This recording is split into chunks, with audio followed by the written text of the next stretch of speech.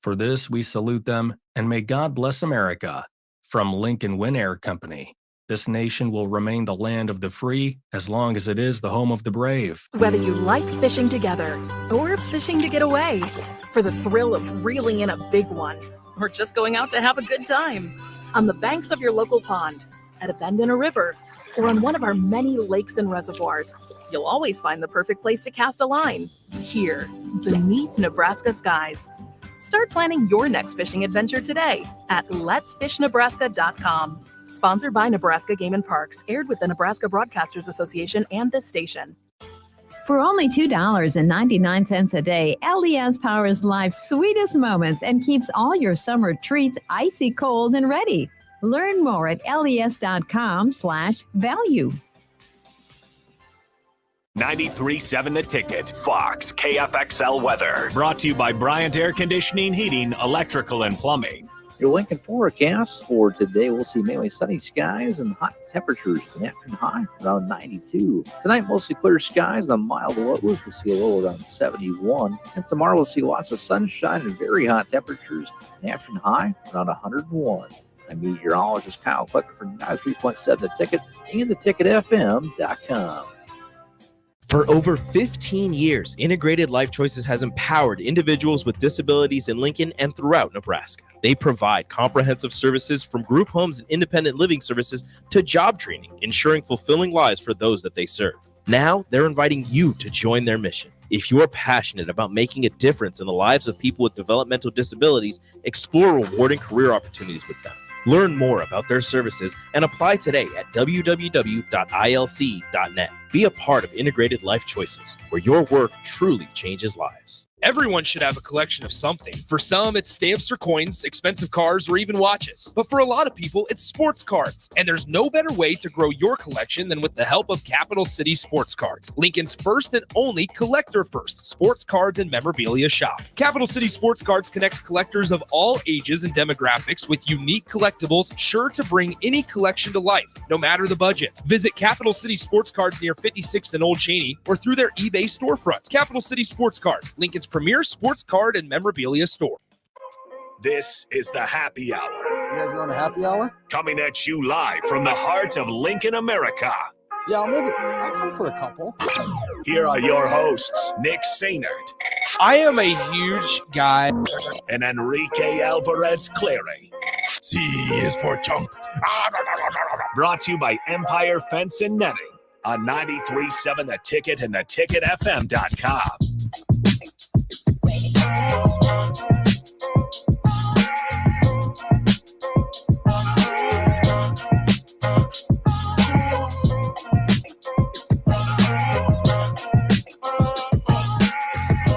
Welcome in. Happy Friday. Everybody give yourself a round of applause. You've made it to Friday, as it is the happy hour, 93.7 The Ticket, theticketfm.com. Nick Sainert, Rico with you. What's up, Rico? Hello. How is the day? The day is good.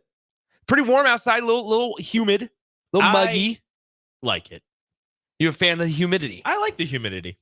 I don't mind it. Have you been to a place that doesn't have humidity? Because yes, I've been to Vegas. I feel like once you go to a place that doesn't have humidity, dry heat is fine. I mean, it's fine. It's whatever. Down in Scottsdale, dry heat. I like the humidity. It's a true 90 degrees. It's moisture. What's the crazy statistic from Vegas right now where it's like a certain record number of days in a row where they've had over 100 degrees of temperature? That seems ridiculous. So, because like Vegas is experiencing like all-time highs right now. It's a heat wave. Let's see, Vegas temperature 104 currently there right now. Oh yeah, yeah, fine. Excessive heat. So ridiculous. This is their 10-day forecast. Uh-huh. This is brutal. 10-day forecast. So they've already had some extreme heat over the last like week or so. Mm-hmm. The 10-day forecast, according to the Weather Channel, high of 112 today. These are the highs of the next 10 days. Hit me. While Team USA men are practicing getting their scrimmages in and the summer league is down. Single day where wind is expected to be over 10 miles per hour. Keep that in mind. It's not windy down there. Doesn't matter. And it will not rain in these next 10 days. It is a desert. So here are the highs in Vegas for the next 10 days. 112 today, 107, 106, 106, 108, 108, 108, 107, 109, 110, 110, 109, 110, 110, 108. They get some reprieve with the 106. Yeah, 106. It's a cool day. Cool. Better Cold. button up. Yeah, make sure you bring your jacket. So there's Vegas. But anyway, dry heat. Nobody's fine. outside. Nobody's outside. They're inside. In the casinos. In the Ninos. Ninos. What are you doing this weekend? Are you going to find yourself in a Nino? I am not going to find myself in a Nino. I am going to be in Hastings, Nebraska. I will be officiating one of my good friends' weddings. Rico's in a... Wow. Call me Reverend Rico. Rico's ordained. I am. Are you nervous? I'm a minister. Extremely nervous. You like to be the center of attention, though. I do, but it's not about me. I'm just reading words. It's not about me. It's not about me. By the way, we are starting an hour early today. We are. We're going 2 hours today. Surprise! Rico will be leaving at 1, though. Yeah. I get my hour in. Because he's gotta go be a reverend. Mm-hmm. I gotta ordained. go pack. Minister. I gotta go prepare mentally for all of this. We got the rehearsal today. Are you given the opportunity to have like cue cards? I'm gonna have a piece of paper. Okay. I Then just you're need fine. like a little folder to read off of. But like it's one of those things where it's like I don't want to, trip over my words. Like, even if it's like just a quick little and then just like keep going. Have you ever been like mic'd up in front of an audience like that, where you see the audience? Because here's the thing. So I'll tell you this: radio, I don't want to call it easy. Mm-hmm. Sometimes you forget how many people you're speaking to at the moment. Yes, because you can't physically see them. Now, in one of my gigs is like I'll go out there. And like last night, there was like gigs. One of my gigs. There was like 5,500 folks last night at the ballpark. Uh-huh. And I was like, oh, there's a lot of people. I can actually see people now. Yeah. It makes it a little more nerve-wracking. I've done public speaking for a class. Yeah. I've never like 20 people. I don't think I've ever done that. I mean, I gave like speeches when I was my last season at UNK when I was the captain of the team. I gave speeches before a couple meets to the team. Yeah, but not like anything crazy. Not to people that don't know you. No, not the people who don't know who I am. And it's a little nerve-wracking, let me tell you. I know it's going to be really interesting. I'm going to try not to look at anyone. No, that's the point. You want to look at people. I know. I'll be fine. Rico's doomed. I'll be fine. 402-464-5685. The Honda of Lincoln hotline, the Starter Heyman text line. You just got to remember to read slow. Yeah. Slow. I'll be good. We'll be Gucci. Shout out to Thomas and Kelsey. There you go. The beautiful Thomas and Kelsey, the beautiful couple. And they asked you to ordain them. They did. Well, they said to ordain them. Or to marry them. Yeah, they did. Because they were like, you're good with words and you like to talk. So they didn't want a religious ceremony. Yep. So I'm in here doing my thing. There you have it. When he Rico's first ordained, so if called you need me, somebody. When he first called me, I thought he was going to ask me to be like a groomsman. And I was like, heck yeah, like so excited. You then prematurely said yes. No, I didn't. And then he goes, I like answered and I was like waiting for him to say it. And he goes, would you get ordained and do our wedding for us? And I was like, what? But yes. And then I was like, let me like, how do you say no? I said, let me think about it. And then I hung up on it. That's the real question. So, because I had asked, believe it or not, by one of my best friend's cousins that we're kind of close to, that it's like, hey, Nick, would you be willing to officiate our wedding? That's the word I was looking for. And thankfully, I said I can't because Husker football had a game that day. Mm-hmm. But I don't think I would have wanted to. And honestly, like I can't. It's against beliefs. So like yes, you can. I can, but it's frowned upon. So no, you'll be fine. I don't know, man. No, you'll be fine because I know what you're talking about, and you'll be fine. Well, I had to say no. This was last year. No, I know. I had to say no though. It's fine. And like the thing is, you don't have to. You can make it religious if you want. No, let's talk about religion. No, I know, but you don't have to. Religion and politics. Only but really, the only thing, especially like in the state of Nebraska, like the only thing you need to do as like when you're doing the wedding, you just have to sign the marriage certificate at the end. Like there's a couple like couple phrases you have to use during the ceremony, but really it's you use those phrases and you sign the marriage certificate at the end. That's all you need. How long did it take you to get ordained? I got ordained on 3 different sites because I thought I was doing it wrong. You wanted to triple check because I thought I was doing it wrong because they said it said to put my name, my full name, first, middle initial, last name, my email address, the state that I'm in, and then there was like 2 other things. No questions, anything. I hit submit, and it said, congratulations, you're under. No, it did not. 3 times. So we have 2 people at least at the ticket now that are ordained. Yes. You and Jay Foreman. Yep. Jay Foreman is ordained. If you want Jay Foreman or Rico for your wedding. Are you going to create a little side business? I will. What do I charge? What are you charging this weekend? Nothing. Okay. Never mind I'm then. getting free food and drinks. Okay. Never mind then. I don't know what to We charge. do And also, business. We do business differently, I guess, Rico. This is my friend. This is my roommate of 4 years. Well, that's fine. But My teammate. That's okay. Cool. What there you should go, I Rico. have charged? Let me know. 402-464-5685. I don't know what the going rate for an ordained, person Yeah. goes. What is the going? I should look that up. I don't know how I feel. So when, at the end, when you say Power invest in me in the state of Nebraska? and do you have to say the website? I don't know. Rico, you need to figure this out. I looked all this stuff up and it didn't say that I had to. We need to move on because So I this think I'm is just just gonna making say you look worse and worse. No, it's not. All I have to do is sign the marriage certificate. Okay. That's it. That's all I got to do. That's all you have I to had to do. put minister. Think about And I gotta put- you have to carry the fact around the rest of your life that you were the one that married these people. Mm-hmm. I hope it's official. I hope it sticks. I hope it works out. It better. I'm not doing it again. Rico's got the Not for them. got the perfect rate. Yeah. He's batting 1,000. Look, I'm batting 1,000. I better be batting 1,000. See, this is what I'm saying. Unnamed texter says we did it 15 years ago. Found a lady online that did it for $50. And she didn't even want to come to the reception, although she was invited. See, that's what There you I'm go. saying. Like, so $50 back then, $100 now, even $50. Pay for my gas out there to Hastings. Like, there's that I just sometimes Rico, you could have done better. I'll let you write my script if you give me 200. So there's like the whole vows thing, right? Yeah. Okay. They're doing their own vows. Cool. But then it's if they don't, it's the repeat after me vows, which I had. And I had to ask them. And they were like, I had to ask them multiple times. I was like, do you want to write your own vows or do you want to do the repeat after the me traditional ones? And we'll think about it. And then finally they sent me, they're like, this is what we're going to do. I was like, all right, cool. Tommy says the power invested in me by the state and the church of. You don't have to say the website though. That's good to know. There we go. No website. No website. All right, cool. All right, let's so there was something that's kind of grinding my gears. Just a little bit. I was pretty heated about it. For those that don't know, the ESPYs were last night. Kind of went under the radar. Surprise. Yeah, kind of went under the radar. There were a lot of stars obviously out there. Whoever did the roast of Tom Brady, I'm blanking on her name. She said the jokes last night. Made some jokes that made Evander Kane of the Edmonton Oilers kind of mad. Who am I thinking of? The blonde woman. I don't know her name. She did the roast of Tom Brady, hurt Tom Brady's feelings because she started talking about Giselle or something like that. I can't remember her name, but anyway, are you looking at Nikki Glazer? Yes, thank you, Nikki Glazer. Thank you, text line. Thank you, 5124. Tommy, Bryce, appreciate you guys. So yeah, Nikki Glazer. So she said some jokes last night on the ESPYs. However, the thing that makes me the most frustrated were 2 decisions on who won awards.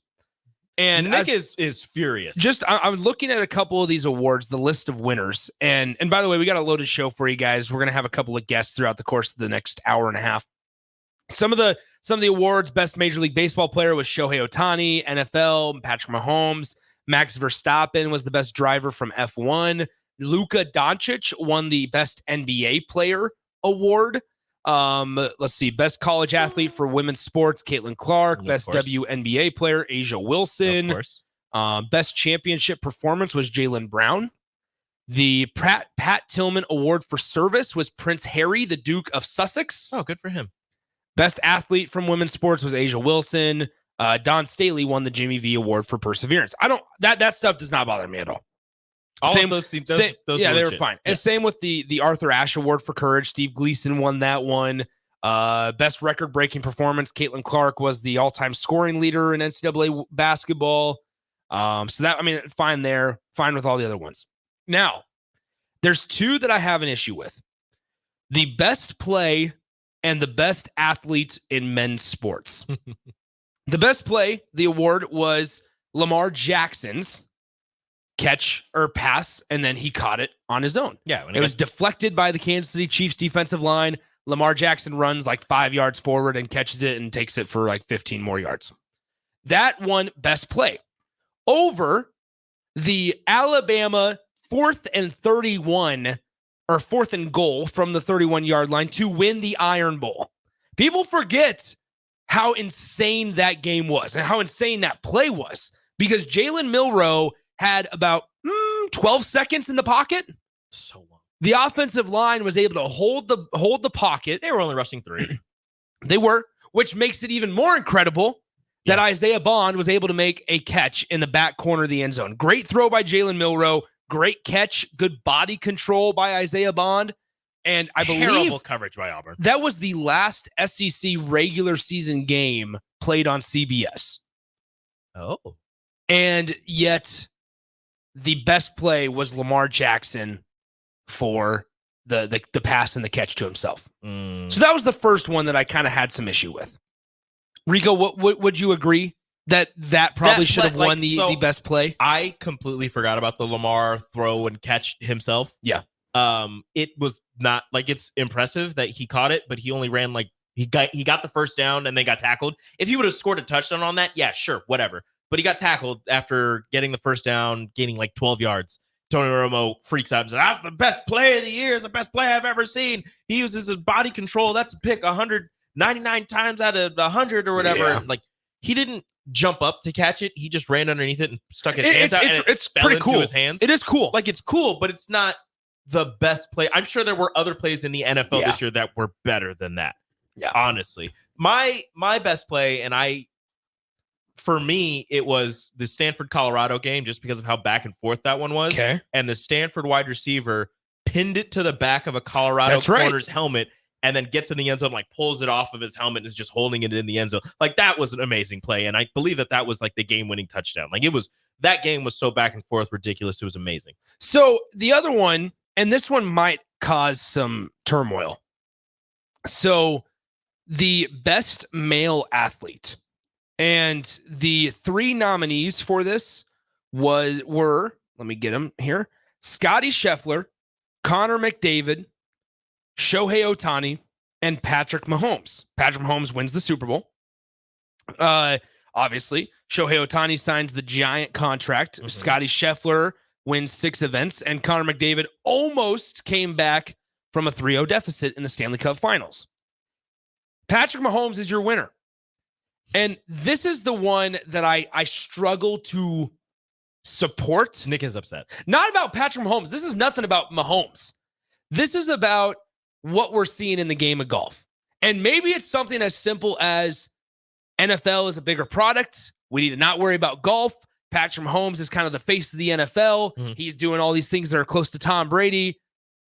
And he didn't get arrested. Scotty Scheffler, I don't know if people have truly wrapped their minds around what Scotty Scheffler has been able to do in these first 6 months. How about this from Scotty Scheffler? Hit me. He joined Tiger Woods as the only player with multiple Masters victories while ranked world number 1. Okay. He was the 4th youngest player in history to win his 2nd title at Augusta. The best player in golf today is doing things the PGA Tour hasn't seen since Tiger Woods in Woods' prime. 6 wins in 2024. That is more while ranked world number 1 than anybody. His win at the Travelers also gave him the most wins in a season before the month of July since Arnold Palmer in 1962. We're talking about a guy that in 6 months made $27.7 million from winning golf tournaments. Mm-hmm. This is 6 championships or 6 tournaments that Scotty Scheffler won in 2024. He won the Arnold Palmer Invitational with 15 under. He won it by 5 strokes. He won the Players. He won the Masters. He won the RBC Heritage, the Memorial Tournament, the Travelers Championship, all before June 23rd. And it all started back on March 10th. So from March 10th to June 23rd, mm-hmm. we saw Scotty Scheffler absolutely destroy the world of golf with 6 tournament wins. I understand some of them aren't majors, mm-hmm. but ultimately you're not going to get that. 6 tournament wins, all the legal stuff off the course, And in addition to that, is doing things per the media that nobody's seen since prime Tiger Woods, which is the best golfer potentially in the history of golf. In the entire history, certainly in the last 30 years. Okay. And he didn't win Best Male Athlete. Well, Nick. Now, granted, Patrick Mahomes deserves it. Well, Nick. But man, Patrick Mahomes here we go. Won a little something. Rico. Patrick Mahomes won a little game called the Super Bowl. A little game Called the Super Bowl that Scotty Scheffler did not win. So that just kind of elevates him. And that's why I started this with like the whole. It may just be as simple as the NFL is a bigger product than golf. I'm not trying to argue that at all. You want to know something? Patrick Mahomes, wide receiving core this year, led the league in drops. Patrick Mahomes still completed 65% of his passes. Mahomes, hold on, Nicholas, I let you talk. Let me talk. Patrick Mahomes became I can't believe that's a blasphemy. The fifth quarterback to win at least 3 Super Bowls, joining Tom Brady, Joe Montana, Terry Bradshaw, and Troy Aikman. Mahomes is just the 7th player in the big 4 sports, NFL, NBA, NHL, and MLB, to win at least 3 championships and 2 regular season MVPs within their first 7 seasons. Do you know who the last person to do that was? Was it Tom Brady? Larry Bird. Oh, Larry Bird. Larry Bird. And with can I ask you this? Hold on. Can I ask you this? With the Super Bowl win, his 15th playoff win as a starting quarterback, he broke the tie with, Peyton Manning, John Elway, and Terry Bradshaw for the third most wins by a starting quarterback. Tom Brady and Joe Montana have recorded more wins than him. Joe Montana's at 16. I understand. He'll get it next year. Tom Brady's at 35. So I don't know when Patrick will get that. I understand. But Patrick Mahomes was electric this season, even though it was statistically one of his worst seasons ever. He still went out there, won a playoff game on the road for the first time in his career. First off, he had to go on the road for the first time in his career. Hold on, but this isn't a career achievement. No, I understand. This is just the year. But okay, well, this year, you know what he did? So you say all of these. Hold on, say all of you these know statistics. What he did yeah, because this is something that he did this year to break those. You know what else he did? You know what else he did this year? He won back-to-back Super Bowls. You know the last time that happened? The Patriots, 2002, 2003, 2004. Scotty won back-to-back tournaments. He won 6 from March 10th to June 23rd. Sorry about it. Patrick won 11 games. March, April, May, June. 4 months and 13 days. He made $27.7 million. All right. I'm just saying. I've never seen Scotty Scheffler throw a touchdown. Stop! Don't read the text. Don't use the text line. I'm not as your own. I didn't. I don't looked at it. I don't have. It's not pulled up there. It's not here. Look. Not there. Not there. Rico. It's not pulled up here. You mentioned the whole drop. You mentioned the whole drops thing. Yeah. And still the completion percentage. Well, it helps when you average 38 pass attempts per game. I'm just saying, man. Gives you a little bit of room for error. Text line thoughts. Scotty Scheffler didn't have to carry the corpse of Marquez Valdez-Scantling and stop it now. That is disrespectful to Marquez Valdez-Scantling. And who's the wide receiver that they got in the trade from the Giants? I can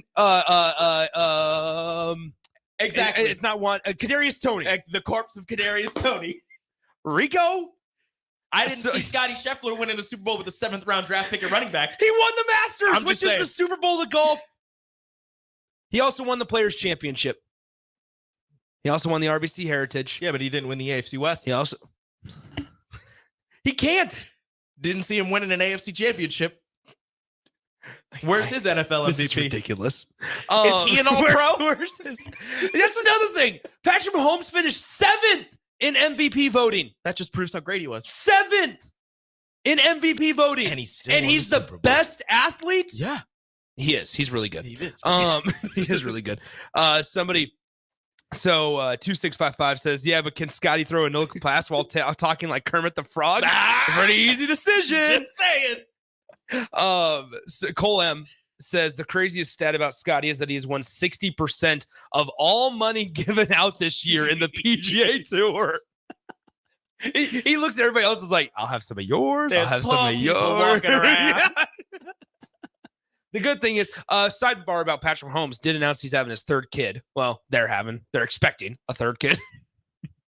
I want to let everybody know that we're having a 3rd kid. That's good, Rico. Anyway, hey, Patrick, you just won the Super Bowl. Where are you going? I'm going to Disney World. Yay! Oh, man. All right, let's take a break. Steve Mark, our good friend. We haven't good point on the text line. Mahomes has 21 other dudes helping him out. Here's what I was going to say, though. Take away all the wide receivers. We haven't had Steve on for a while. He returns. Steve Mark makes his triumphant return to the show in just a few minutes. We're already 1 minute late. He was supposed to join us at 12:30. He'll be fine. He didn't call it. No, I'm kidding. It's our fault. How dare he? It's our fault. We're going to call Steve and get him on the other side, talk Husker football when we return. Download our app by searching 93.7 The Ticket in your app store to stay in touch and listen all day long wherever you are. More of the happy hour is next on 93.7 The Ticket and theticketfm.com. Everyone should have a collection of something. For some, it's stamps or coins, expensive cars, or even watches. But for a lot of people, it's sports cards. And there's no better way to grow your collection than with the help of Capital City Sports Cards, Lincoln's first and only collector-first sports cards and memorabilia shop. Capital City Sports Cards connects collectors of all ages and demographics with unique collectibles sure to bring any collection to life, no matter the budget. Visit Capital City Sports Cards near 56th and Old Cheney or through their eBay storefront. Capital City Sports Cards, Lincoln's premier sports card and memorabilia store. Ever wish you had another light switch on the other side of the room on a dark night? How much better would you sleep at night if you had a ceiling fan in your room? The High Electric Service Department is here to make your electrical what-ifs a reality. Whether you're looking to replace some outdated light fixtures or brighten up your counters with under-cabinet lighting, High Electric can handle all types of residential electrical installations and services. Give Erica a call at 402-466-6606 or visit high-electric.com to get started. Prashawn Jackson here for Bauer Underground, who has been serving local contractors and utility contractors all across the state since 1997. When you see the black and white trucks, you know the baddest dudes in the business have arrived. Bauer is currently looking for equipment operators, laborers, diesel mechanics, and aerial linemen. Join the brotherhood built on hard work, authentic people, and pedigree of success. Bauer, a family-friendly company who reminds you, go Big Red! Rosie Sports Bar and Grill, open for lunch and dinner at 1501 Center Park Road. 93.7 The Ticket, Fox, KFXL weather. Brought to you by Bryant Air Conditioning, Heating, Electrical, and Plumbing. Your Lincoln forecast for today, we'll see mainly sunny skies and hot temperatures. An afternoon high around 92. Tonight, mostly clear skies and mild lows. We'll see a low around 71. And tomorrow, we'll see lots of sunshine and very hot temperatures. An afternoon high around 101.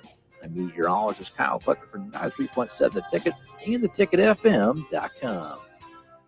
Lincoln Win Air Company salutes the men and women of our military and veterans for the sacrifices they've made. Keep them in your thoughts, prayers, and letters from home until these trying times are over. Our troops are fighting hard around the clock to defend our great country and keep freedom alive worldwide. For this, we salute them, and may God bless America.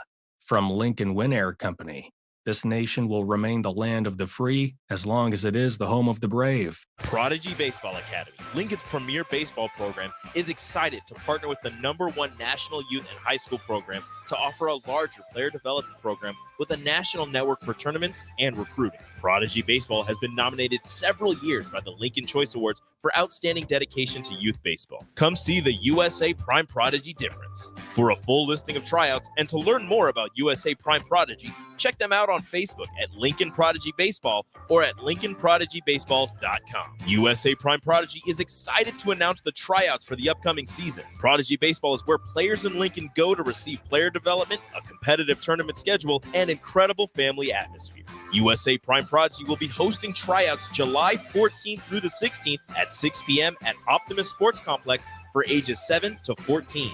Jalen Wordley, Caleb Clark, and Mason McConaughey from Husker Baseball will be there to sign autographs and talk to the youth. Tryouts start on July 14th at 6 p.m. Learn more at lincolnprodigybaseball.com. Hey guys, it's your girl Jordan from Sartor Heyman Jewelers. Have an anniversary coming up? I've got you covered. Celebrate your love with the timeless elegance of jewelry. This anniversary, give the gift of sapphires, emeralds, rubies, or gold. Find the perfect piece that reflects the beauty and depth of your commitment. Whether it's your first anniversary or your 50th, surprise your loved one with a gem as beautiful and rare as she is. Until next time, this is Jordan at Sartor Heyman Jewelry. Happy shopping, guys.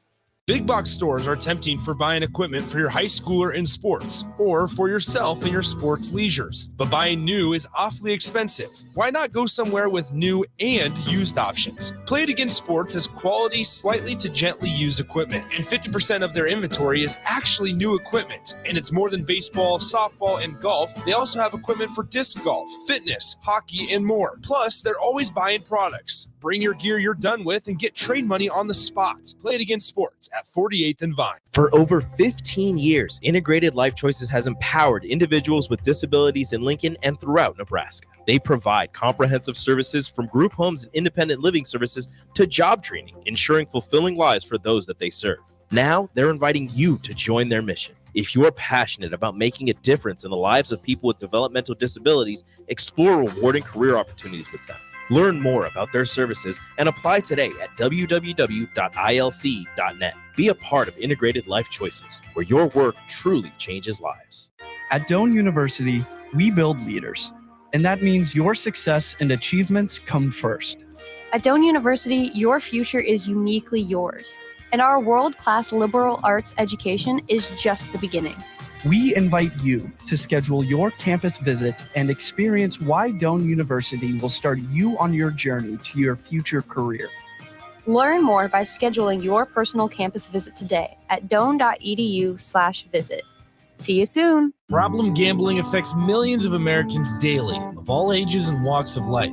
If your loved one is struggling with addiction, contact Choices Treatment Center's 24-hour helpline at 402-476-2300. That's 402-476-2300. On the Block with Strick and Austin. Evan Cooper was Matt Rule's dude, right, with prospect identification. How do you think Nebraska's philosophy and process changed with Evan Cooper out the door? That's such a great question. You turn back towards, Sean Padden and Ryan Callahan and Vince Ginta and those guys that are in the recruiting room. They're no slouches.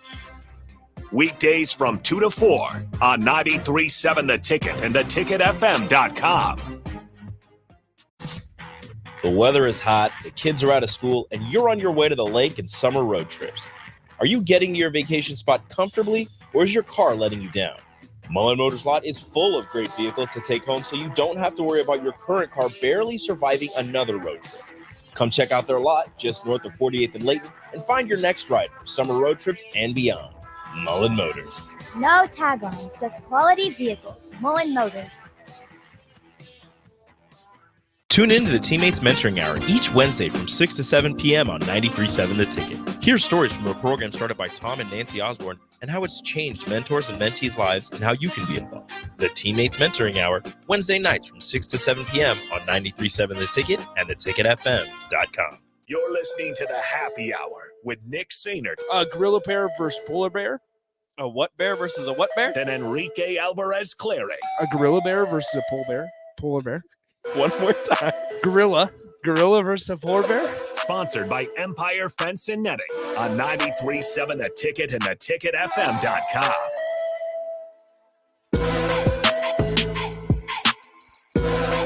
Welcome back in. Happy Friday. It's the Happy Hour, 2-hour edition of the Happy Hour on a Friday. Nick Sainert, Rico with you. Rico's got to dip out of here at 1, so then it's going to be Austin and myself carrying you from 1 until 2 p.m. But now is our special time. Rico, without further ado, joining us on the Allo VIP line is a guest familiar to the show, hasn't been on in a while, has had tremendous growth in the last couple of months since we've talked to him, I'm sure, is going on vacation, getting ready for Lake Tahoe. It's Steve Marik of the Inside Nebraska, the rival site for the Huskers. Steve, I hope you hear the trumpets. Welcome back to the show. Oh man, thank you guys. I mean, this is a welcome party right here. I really appreciate it. Thank you. You're welcome. I'll be Steve Marik there you go. Inside Nebraska. Yes, sir. That's me. That's me. Steve, so I'll be 100% honest to everybody out there. We had to add like a minute of commercials because about a minute and a half before we got back on the air, I said, Rico, We need to find trumpets to bring Steve into. He goes, do we have trumpets? I go, we have a lot of sounders. I don't know if we have trumpets. He goes, I'll add some spots. I go, all right, I'll find it. So we added a commercial so that way we could bring you in on trumpets. Welcome back, Steve. How's life going? Oh, well, thanks for having me back, guys. Life is going great. Like you said, I'm anxiously awaiting this vacation that my wife and I have planned here to Lake Tahoe coming up. So never been here, never been there. Heard great, excellent things. So I'm excited about it. Is baby coming to Tahoe or no baby? Heck no. Oh, no. Wow. We have the grandparents taking care of the daughter. So nice. This is a little mom and dad trip that will just be between us. Yeah, Smart choice. I guess it's baby no more. Yeah, that's right. Toddler. Wow. Yeah, How about that? 17-month-old toddler. Yeah. How about that? A tremendous growth over the last couple of months. All right, Steve, we are on the doorstep a little over a month away from Nebraska football season. Let's get it rolling. Big Ten Media Days in just 2 weeks out in Indianapolis. We know the three names that are going to be out there: Ben Scott, Isaac Gifford, and Ty Robinson. Let's first talk about the room with Isaac Gifford and the defensive backs, because we know everything that happened with Evan Cooper. John Butler official as of less than 24 or 48 hours ago. But it feels like Nebraska, despite kind of a shock wave towards nearing the beginning of the season, they found a pretty serviceable replacement. Oh yeah, I mean on paper, I mean it looks like a really, really great hire. It kind of just speaks to the CEO type of head coach that I think Matt Rule is, that, he has a plan on a plan for a plan, and I think John Butler is definitely, like I said, on paper, he there's a lot of great things to like. If you look at his time in the NFL with Buffalo and before that with Houston, his secondaries were always really, really solid. And the knowledge that he's bringing, the football background that he's bringing to Lincoln, I mean, it has to excite the current Huskers in that room. Obviously, there's some things to talk about. He hasn't been in college football since 2013 when he was Penn State's defensive coordinator. And as we all know, the landscape looks just a little bit different than it did in 2013. So, that makes you wonder about the transition and everything. But, at the end of the day, John Butler is clearly a really good football coach who his past players have spoken very, very highly of. So I have no doubt that he's going to come in and make the room better. That was, you kind of got into my question, Steve, with it's been a while since he's been in the collegiate ranks, and with all of the changes that have come with the NCAA and with college, how do you think his transition might go in terms of recruiting? We know the coaching is there. We know that he can do amazing things on the coaching side for the defensive backs. But in terms of going into living rooms and talking with all of these kids nowadays, what do you think the transition might be for him on that side? Yeah, that's the big one, is the recruiting element of this. And, let's not sugarcoat it. Evan Cooper, everybody knows how integral he was to the entire operation here at Nebraska, both with on-field development and in the recruiting, and especially in a really key, important city like Miami. So that makes two Husker assistants that have taken Miami as kind of like their baby in the recruiting. And those guys are gone with Evan Cooper, and before him, Phil Simpson. So both those guys are gone, and now Nebraska needs a new Miami guy, basically. So that's really going to be interesting. And I don't know any connections between Miami and John Butler from my research, but the recruiting piece of this is obviously really important. Aiden Manitai, the 2025 three-star safety DB out of Kahuku High School in Miami, he'll be announcing his commitment, and Nebraska's in the running this afternoon. And then Bryson Weber, a really talented 6'3" corner out of Texas, he's going to be announcing here soon between Nebraska, Utah, and Baylor. So right away, I mean, John Butler is going to come in and ask to land a couple of recruits. So I mean, it's just going to be the big question with him. Obviously, being in the NFL for the past 10 years or so. I mean, he's been out of the recruiting game for a while. So, but the thing that I want to keep in mind with myself when I keep talking about this is, while Evan Cooper was super, super important to talent evaluation, on-field development, all of that good stuff, it wasn't a one-man show with Nebraska and its recruiting department. As we know, Matt Rule has a really massive staff, and with the new rules with analysts and quality control coaches being able to coach on the field and do some recruiting, it changes things. And I have no doubt that Matt Rule, the CEO that he is, has a plan for all this stuff. So it's kind of like a wait and see thing with me, with John Butler and the recruiting part of this whole thing. And it's honestly the same way with his on-field development and coaching. We don't know how he's going to translate. I think it's going to go pretty well, just considering who he is and his background. But I think there's a lot of to be determined with this. So we're speaking to Steve Marik of Inside Nebraska, the rival site for the Huskers. And Steve, I think like this is more just an observation, and if you have any comments, great. I think like once the whole Evan Cooper news was released, Husker fans immediately gravitate towards former Huskers, whether that's former players, whether that's former Husker coaches, whatever the case may be. Mm-hmm.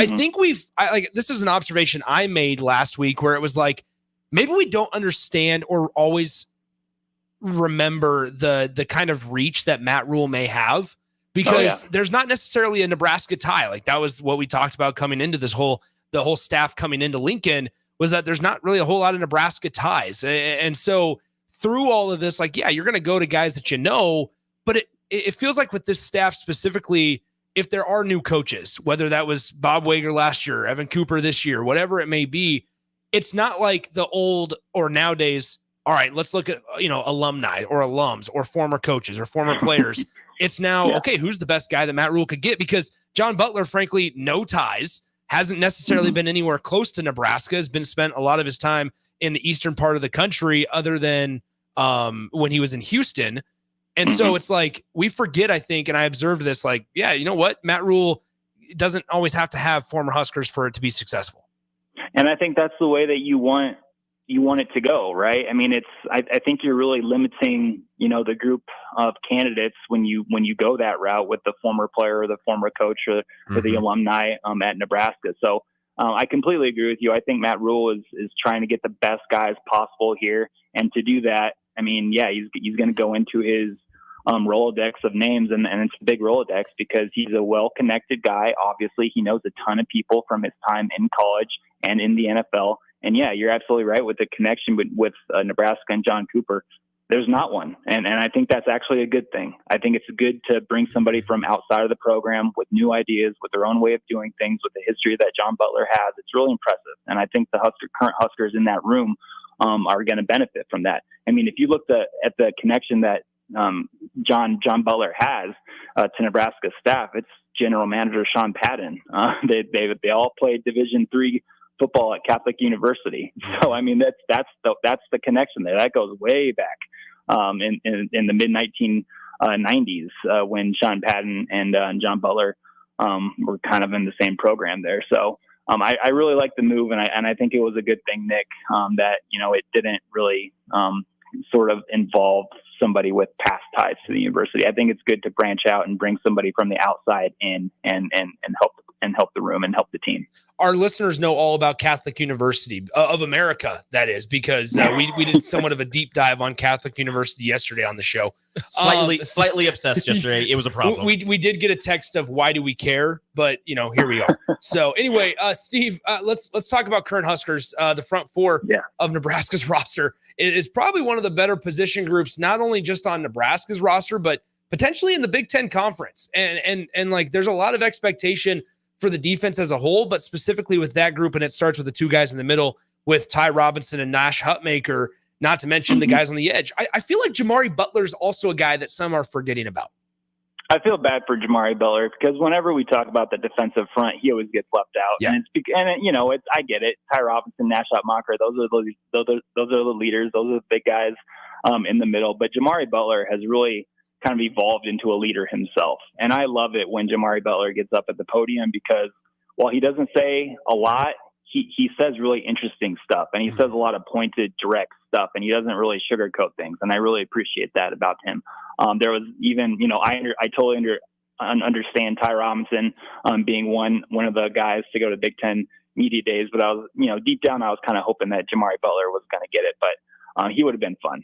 But I digress. But anyway, So yeah, Ty Robinson, Nash, Jamari Butler. You go with the second wave of younger guys like Cam Lenhart, Riley Van Poppel. Elijah Judy is coming back, who I think Terrence Knighton has really big hopes for, especially in third down packages at that 3 technique where he can get a one-on-one against the guard. I really think that they're wanting more from Elijah Judy in those reps during games. And then you mentioned the guys on the edge, the Principal Umama Yellens, MJ Sherman's big season for those guys coming up. Mekhi Gaber can do a little bit of both. He can play inside in the box, he can play that jack outside linebacker. So there is talent all over that defensive front. And, when we're talking about John Butler, sorry to change the gears here a little bit, but, when we're talking about John Butler and how his transition to Nebraska's defensive backs room is going to go and how much success they're going to have, obviously the corner spot opposite Tommy Hill is going to be very, very important. But, if Nebraska can consistently get a 4-man pass rush. And when I was talking to James Williams for a long feature story this offseason, James told me that, getting a consistent 4-man pass rush, which would allow Tony White to not really spend a lot of time drawing up exotic blitzes to try to get pressure on the passer. If they can just do that with 4 guys, that's going to really help out everybody else on the defense, including the defensive backfield, because you don't want guys like Tommy Hill, whoever is going to be starting next to him, Isaac Gifford, Marcus Buford, Deshaun Singleton, Malcolm Hartzog. You don't want those guys in pass coverage for more than 4 or 5 seconds. I mean, that's just a death blow. So, if Ty Robinson, Nash Hutmacher, Jamari Butler, Cam Lenhart, Riley Van Poppels, Elijah Judy's, if they can get their job done with a straight 4-man pass rush, that's going to be very, very important and just a really big element that I know Tony White is really focusing on this offseason. So, the defensive front is going to be one of the best in the Big Ten, I believe. But a big thing for them is getting home with just 4 of them and not having Tony White draw up an exotic blitz. Steve Marik of Inside Nebraska joining us. All right, Steve, last one before we go. Let's transition to the basketball court real quickly, because Nick Janowski, you and I have had extensive talks about how big of fans of Nick Janowski we are. Mm-hmm. I don't know if you saw the propaganda that was released. I'm sure you did. All positive. But Nick Janowski, good propaganda. Nick Janowski, I mean, it's hard not to get excited about what he could do. Yeah, I'm glad you brought up Nick, and I did see that propaganda release, which I really enjoyed watching. I appreciate it. But yeah, it's awesome. I mean, they're doing interviews with the new faces. Yeah. I totally get it. But I used that and tried to get some content made. I called his head coach, Dave Burkemper, up in Pewaukee, Wisconsin, and I'll have a new Nick Janowski content piece coming on Sunday morning for those who want to read it over at Inside Nebraska. Anyway, so yeah, I mean, Nick, I mean, he's just built differently. I think something up top clicks different than other people when we're talking about Nick Janowski. I know he doesn't look like your Big Ten basketball player at 6'3", but I think he takes that and uses it as a chip on his shoulder. I mean, he's an incredibly driven individual, and I think there's some similarities there with Nick Janowski and I guess Fred Hoiberg a little bit. I mean, Fred is 6'4". He played in the NBA, and we all know he was a 3-point shooter. And he's a Midwest guy as well. Nick Janowski, not the biggest guard out there at 6'3". He's a Midwest guy out there, uses a 3-point shot as his biggest weapon.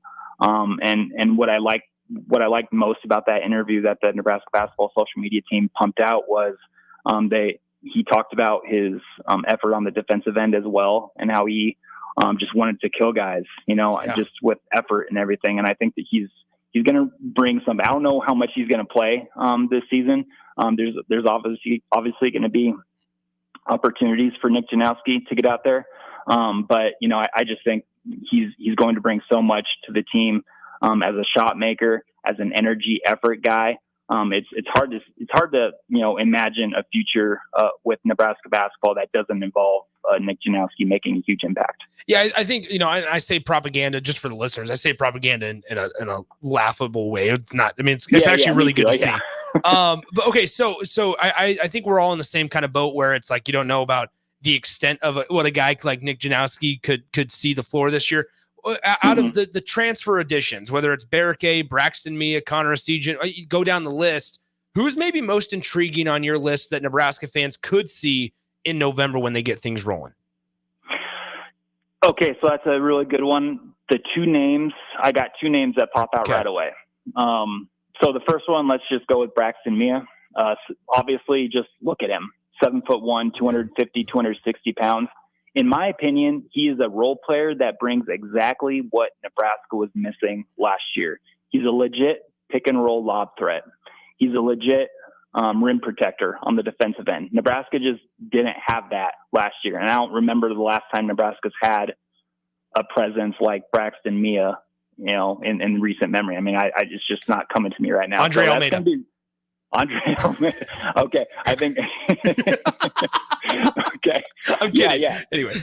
Okay. I know you're kidding. But, So what I think Braxton Mia is going to bring to this team, everything. He's going to be limited in some of the stuff that offensively and defensively, but for the role that he's going to be playing as a legit lob threat, that I really think that's going to play a big factor in this season, and both offensively and defensively with his ability to protect the rim like he showed at Washington and then Fresno State before that. So that's my first pick. And then my second one, I think it's Raleigh Worcester. So he's not flashy, but the thing about Raleigh that I really like is he's played so many games in college. He's a veteran player. And the thing with him is, everybody's going to be talking about the 3-point shot. He has never shot over 33% from three in his entire career in college. That spanned Utah State and then Utah. But I don't think he's on the team to be making threes here. I think he's on the team to be a glue guy. He's tough. He dives on the court. He gets steals. He's somebody that, I don't know how much pickup basketball you guys play, but whenever you play against somebody who tries harder than you, I mean, it's so annoying. It is so annoying. And I think that's Raleigh Worcester. He's a guy that I think is going to bring the energy just like Josiah Alec brought last year, and the team needs that. And I think that Raleigh is big enough and tough enough at 6'4", 205 that he can guard 1 through 3. He's a point guard. He's going to be playing with Aaron Eulis.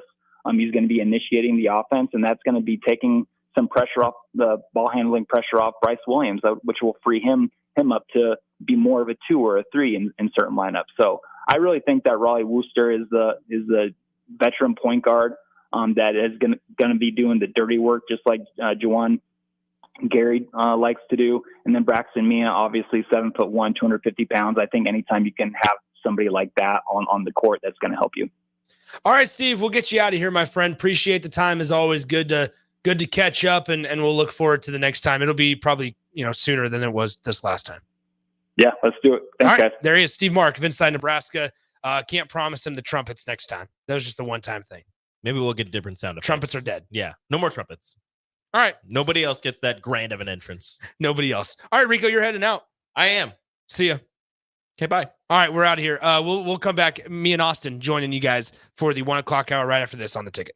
Follow Nick and Enrique on Twitter at Nick_Sainert and at Radio Rico AC. More of Happy Hour is next on 93.7 The Ticket and theticketfm.com. This is Lincoln's home for sports talk on the FM dial. Also online at theticketfm.com. On the internet. KNTK FM Firth, 93.7 The Ticket. Tune in to the Teammates Mentoring Hour each Wednesday from 6 to 7 p.m. on 93.7 The Ticket. Hear stories from a program started by Tom and Nancy Osborne and how it's changed mentors and mentees' lives and how you can be involved. The Teammates Mentoring Hour, Wednesday nights from 6 to 7 p.m. on 93.7 The Ticket and theticketfm.com. Prodigy Baseball Academy, Lincoln's premier baseball program, is excited to partner with the #1 national youth and high school program to offer a larger player development program with a national network for tournaments and recruiting. Prodigy Baseball has been nominated several years by the Lincoln Choice Awards for outstanding dedication to youth baseball. Come see the USA Prime Prodigy difference. For a full listing of tryouts and to learn more about USA Prime Prodigy, check them out on Facebook at Lincoln Prodigy Baseball or at LincolnProdigyBaseball.com. USA Prime Prodigy is excited to announce the tryouts for the upcoming season. Prodigy Baseball is where players in Lincoln go to receive player development development, a competitive tournament schedule, and incredible family atmosphere. USA Prime Prodigy will be hosting tryouts July 14th through the 16th at 6 p.m. at Optimus Sports Complex for ages 7 to 14.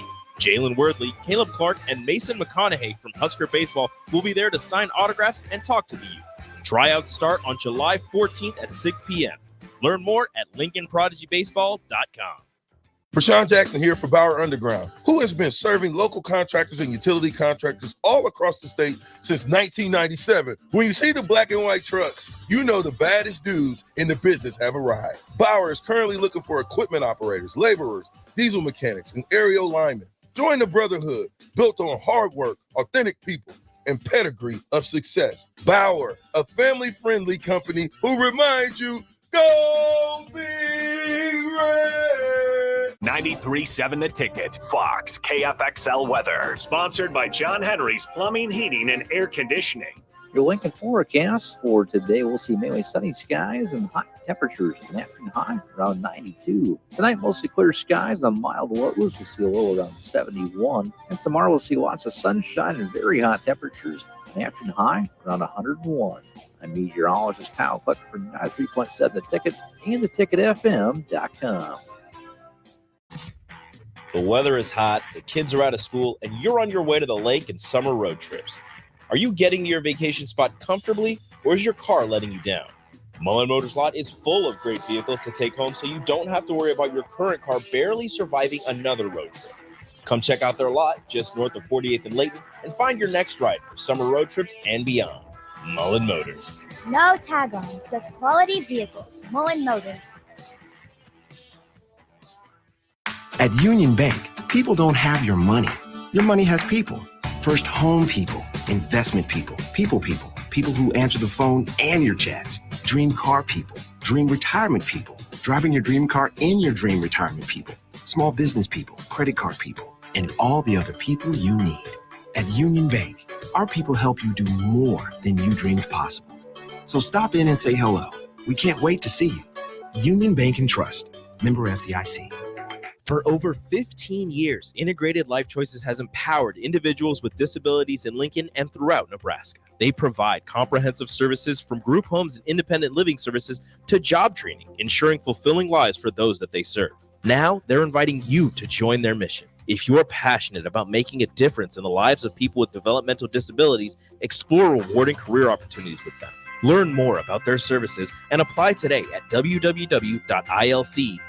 Be a part of Integrated Life Choices, where your work truly changes lives. Garage doors can be expensive. Are you keeping yours in the best condition possible? This is Cameron Hall with Doors Plus. Doors Plus is a locally owned business that prides itself on the fast, reliable, and friendly service. Doors Plus offers flexible scheduling so you can book an appointment that fits your busy day. My team and I will come out to your property, both commercial and residential, and provide you with the necessary information you need to make sure your garage door is in working and smooth condition. Give Doors Plus a call today at 402-590-5800 to book an appointment and learn more about our preventative maintenance plans. Doors Plus, garage doors, and more. Hey guys, it's your girl Jordan from Sartor Heyman Jewelers. Have an anniversary coming up? I've got you covered. Celebrate your love with the timeless elegance of jewelry. This anniversary, give the gift of sapphires, emeralds, rubies, or gold. Find the perfect piece that reflects the beauty and depth of your commitment. Whether it's your first anniversary or your 50th, surprise your loved one with a gem as beautiful and rare as she is. Until next time, this is Jordan at Sartor Heyman Jewelry. Happy shopping, guys. Round 2 of boxing at the complex is this weekend. Come enjoy a show of the Midwest's best amateur boxers on Saturday, July 13th at the complex, the former location of Champions Fun Center. A grudge rematch between Lincoln's Carter Mickelhouse and Kearney's Jack Mundolf, plus another Capital City showdown to follow. Doors open at 6 p.m. with the first bout at 7 p.m. Learn more about the boxers and buy tickets at thecomplexlincoln.com. Lincoln Win Air Company salutes the men and women of our military and veterans for the sacrifices they've made. Keep them in your thoughts, prayers, and letters from home until these trying times are over. Our troops are fighting hard around the clock to defend our great country and keep freedom alive worldwide. For this, we salute them, and may God bless America. From Lincoln Win Air Company. This nation will remain the land of the free as long as it is the home of the brave. The captain, Vershawn Jackson. I don't care what anybody says. I think losing Evan Cooper is a blow. It hurts. I'm not saying that they got an upgrade. I didn't say we didn't recover from it. With John Butler, since he's been with the Bills since 2018, secondary coach, passing game coordinator a few years in, he's had the number one passing defense twice, and that's in the NFL. That's as high as football gets. So again, his resume is just very impressive. Very impressive. On the block with Strick and Austin. Evan Cooper was Matt Rule's dude, right, with prospect identification. How do you think Nebraska's philosophy and process changed with Evan Cooper out the door? That's such a great question. Turn back towards, Sean Padden and Ryan Callahan and Vince Ginta and those guys that are in the recruiting room. They're no slouches. Weekdays from 2 to 4 on 93.7 The Ticket and theticketfm.com. You're listening to the Happy Hour with Nick Sainert and Enrique Alvarez Clary. Look at me. This plane is going to Jamaica. Sponsored by Empire Fence and Netting on 93.7 The Ticket and theticketfm.com.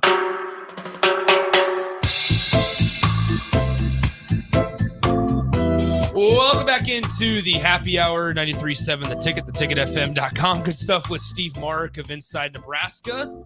In the last segment, appreciate Steve as always. Always good to catch up with our good friend Steve as Nebraska football season getting ready to get underway. Unless I think we're 50 days away. Is that the count today?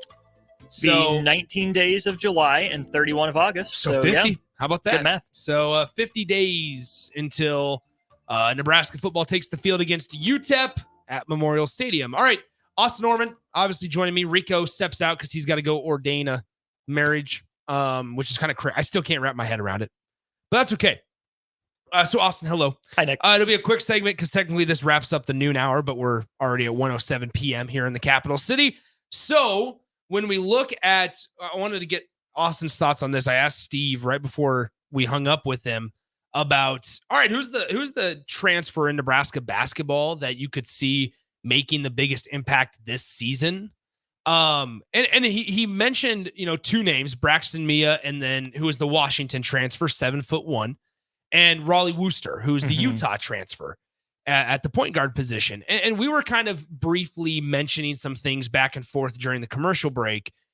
And to an extent, like there's some intrigue there of where could Bryce play if Raleigh's at the 1, right? You also have Aaron Eulis, who is that quote unquote true point guard, I suppose. And so you kind of see a vision that Bryce Williams is going to be an off-ball guard this season. More often than not, right? Yeah. There's still going to be lineups where Nebraska wants to go big and they'll tap back into the skills that they developed this past season with Bryce Williams at the 1.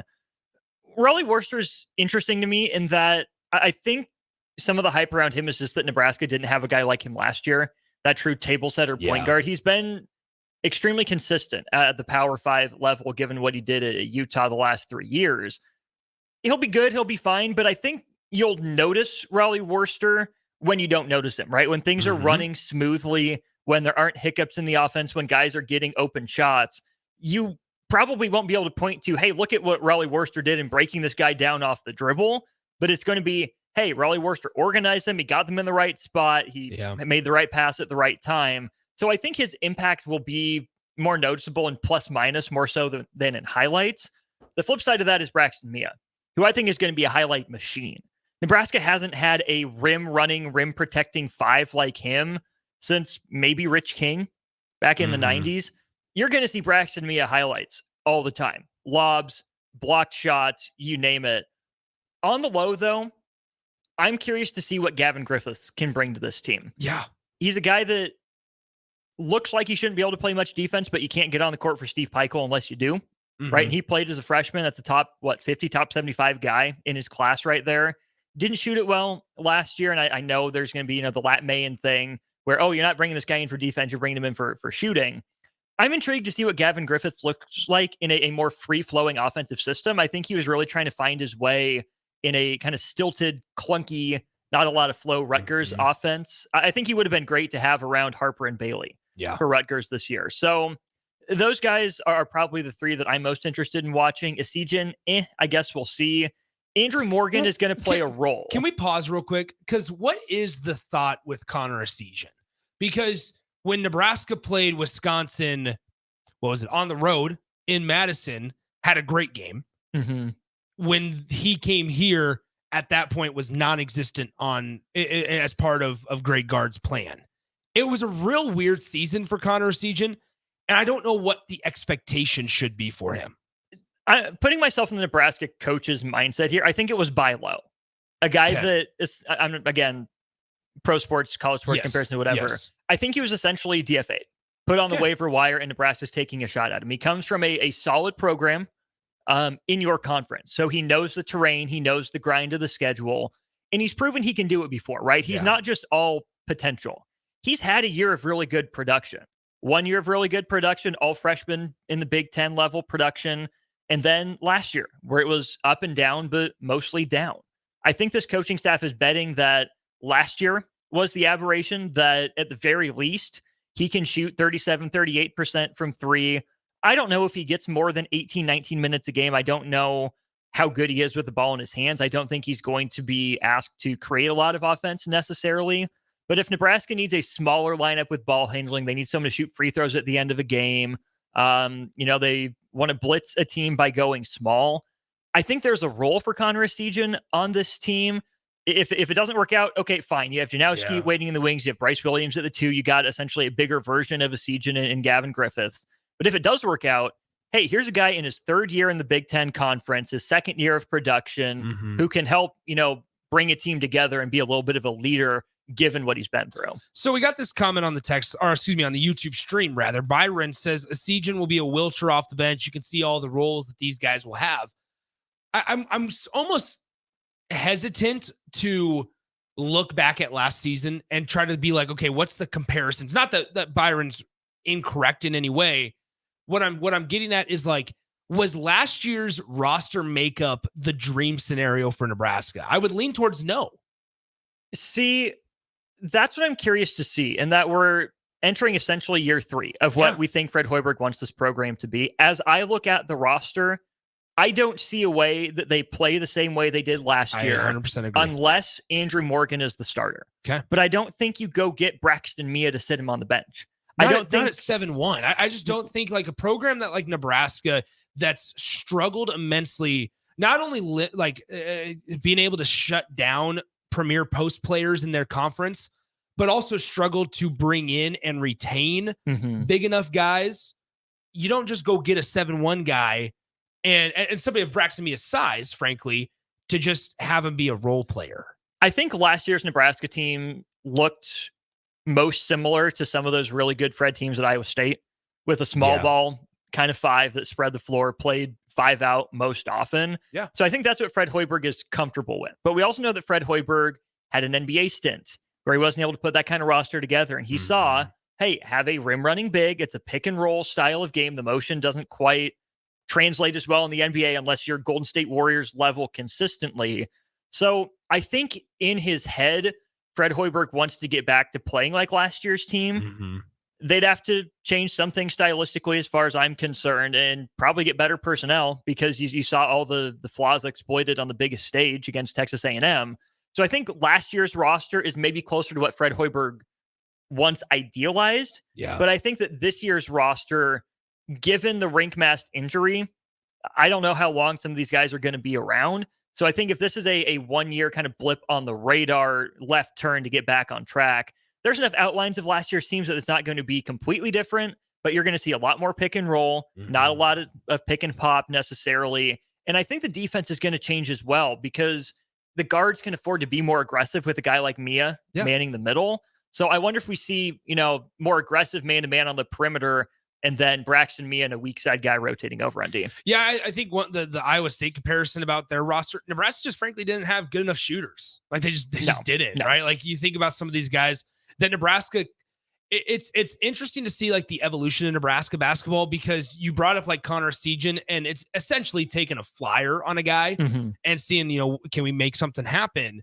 That's what Nebraska was essentially doing in the early 2 years of Fred Hoiberg. You go through all the names of like Gervais Green and Matej Kavas and all these Cam guys. Mack, Deshaun Burr. Yeah, there's like so Hanif many Cheatham. that they took kind of quote unquote flyers on, hoping that it would work, and it did not. It was disastrous at times, and so ultimately Nebraska hopes to find some sort of rhythm, I guess, going forward. But yeah, there's some interesting combinations. I mean, a lot of lineup options for Nebraska and Fred Hoiberg that the non-con's not that difficult, and they're kind of getting knocked for it, which essentially, I guess, yeah, sure, if you're an NCAA caliber team, then yeah, you want to see ways to boost your RPI. However, your net with a roster, yeah, the net, not the RPI.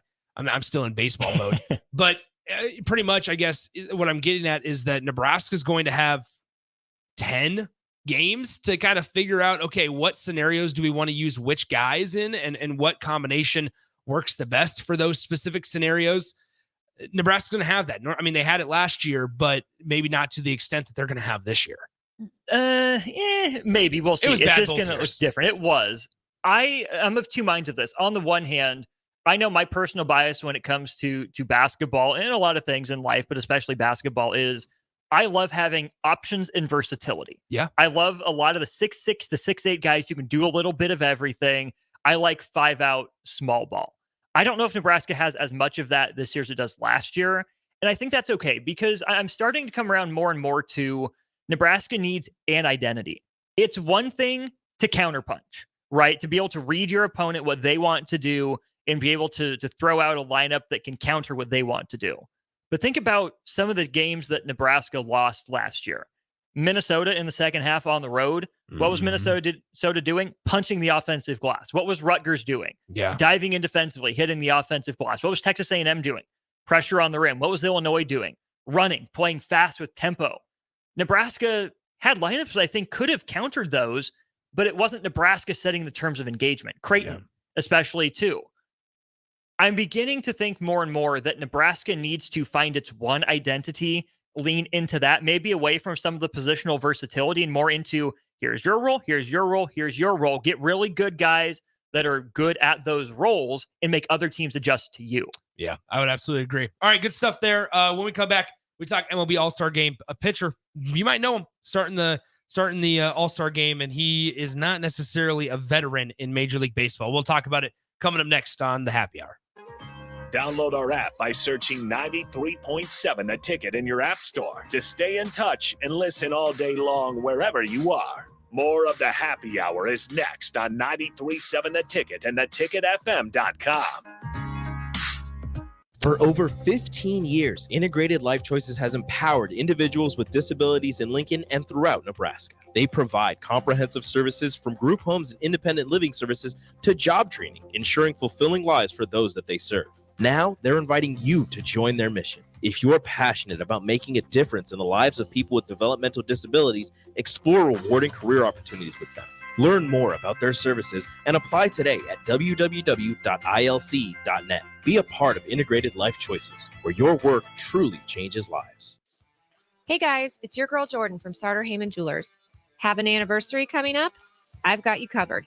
Celebrate your love with the timeless elegance of jewelry. This anniversary, give the gift of sapphires, emeralds, rubies, or gold. Find the perfect piece that reflects the beauty and depth of your commitment. Whether it's your first anniversary or your 50th, surprise your loved one with a gem as beautiful and rare as she is. Until next time, this is Jordan at Sartor Heyman Jewelry. Happy shopping, guys. Garage doors can be expensive. Are you keeping yours in the best condition possible? This is Cameron Hall with Doors Plus. Doors Plus is a locally owned business that prides itself on the fast, reliable, and friendly service. Doors Plus offers flexible scheduling so you can book an appointment that fits your busy day. My team and I will come out to your property, both commercial and residential, and provide you with the necessary information you need to make sure your garage door is in working and smooth condition. Give Doors Plus a call today at 402-590-5800 to book an appointment and learn more about our preventative maintenance plans. Doors Plus, garage doors, and more. Hi, it's Sean Callahan here for Koppel Chevrolet GMC, and maybe the biggest savings in the Midwest are happening right now at Koppel. When you buy a new GMC or Chevrolet anywhere else, you might be paying too much. But But right now, we're going to give you over $10,000 off list or 1.9% APR on select new Chevrolets or GMCs. So please give us a shot before you buy anywhere else. Please stop in the dealership or check us out online at copplecars.com. You'll be glad you did. Must trade and finance with approved credit.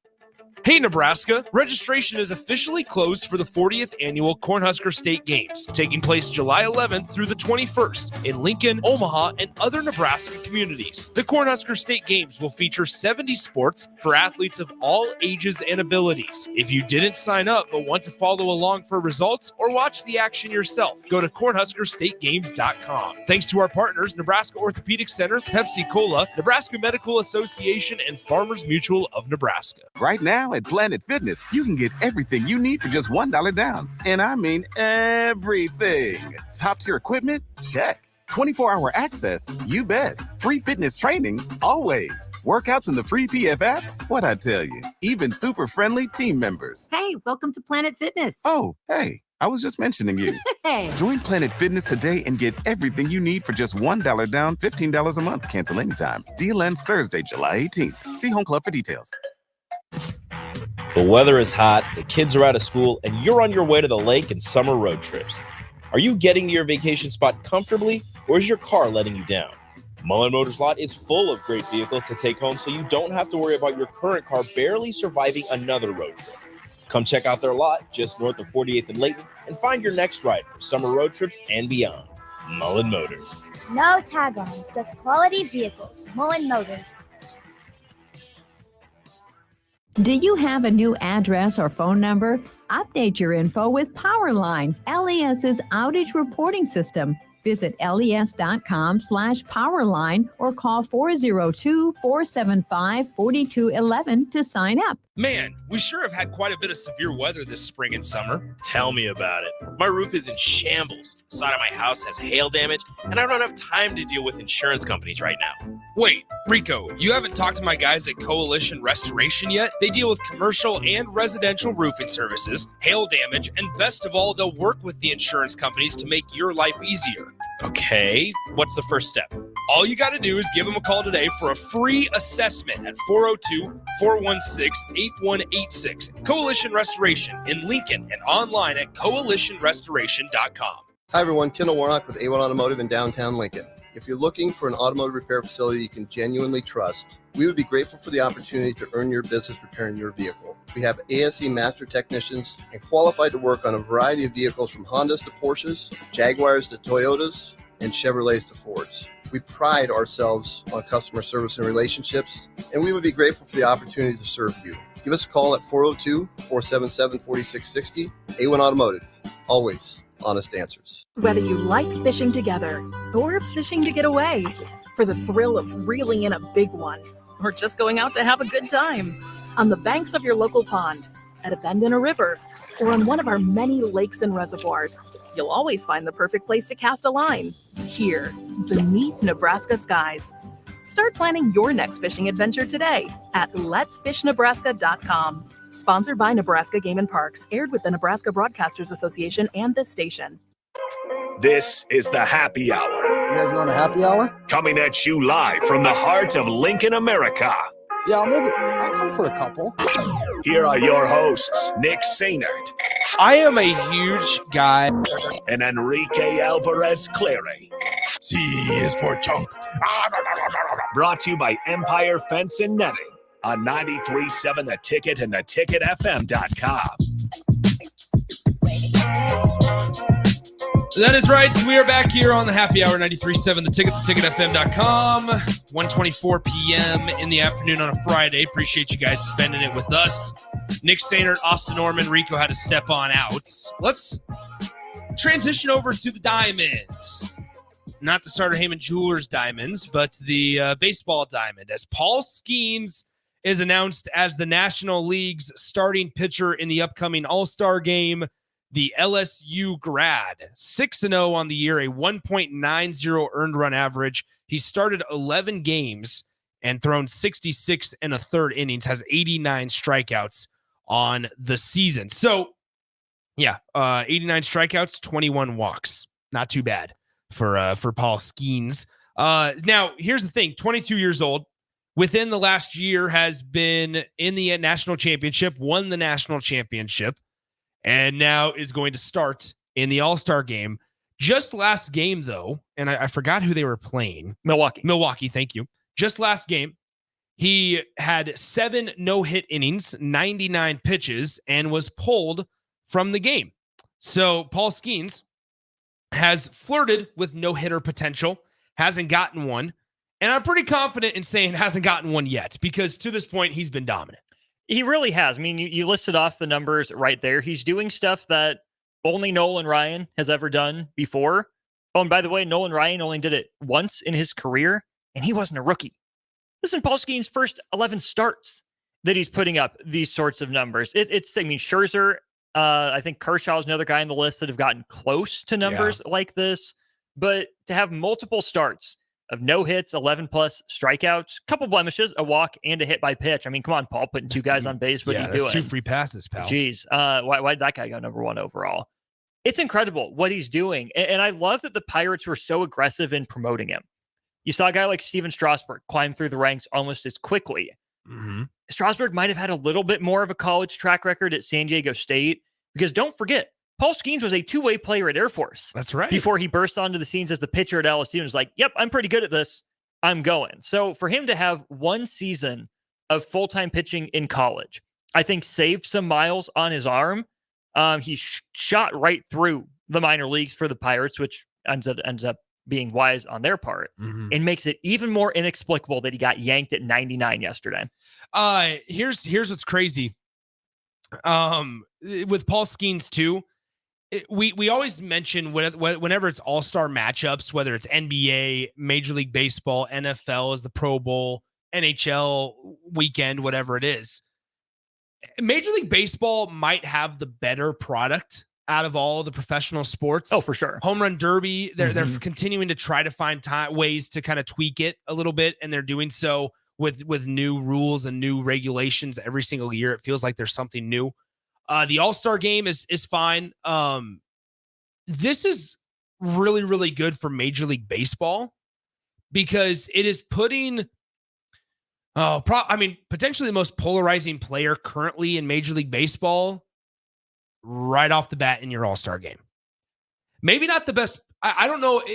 Would you classify Paul Skeens as truly the best pitcher in Major League Baseball right now? Because here's what I'm kind of getting at. Having Paul Skeens start the All-Star game, not that it's not deserved, but what I'm alluding to is you're going to be able to tie multiple generations into watching at least the first couple of innings of the All-Star game. Why? Mm-hmm. Because if you're a younger guy if you're like us, guy or gal, that watched the College World Series in 2023, you saw Paul Skeens, and then you saw his quick resurrection through the minors. And now, guess what? In inning number 1, he's going to be facing 3 of the best bats in the entire game in Gunnar Henderson, Juan Soto, and Aaron Judge. These are matchups you don't get. He'll face off against 1 or maybe 2 of those guys in a lineup every 5 days if it lands perfectly.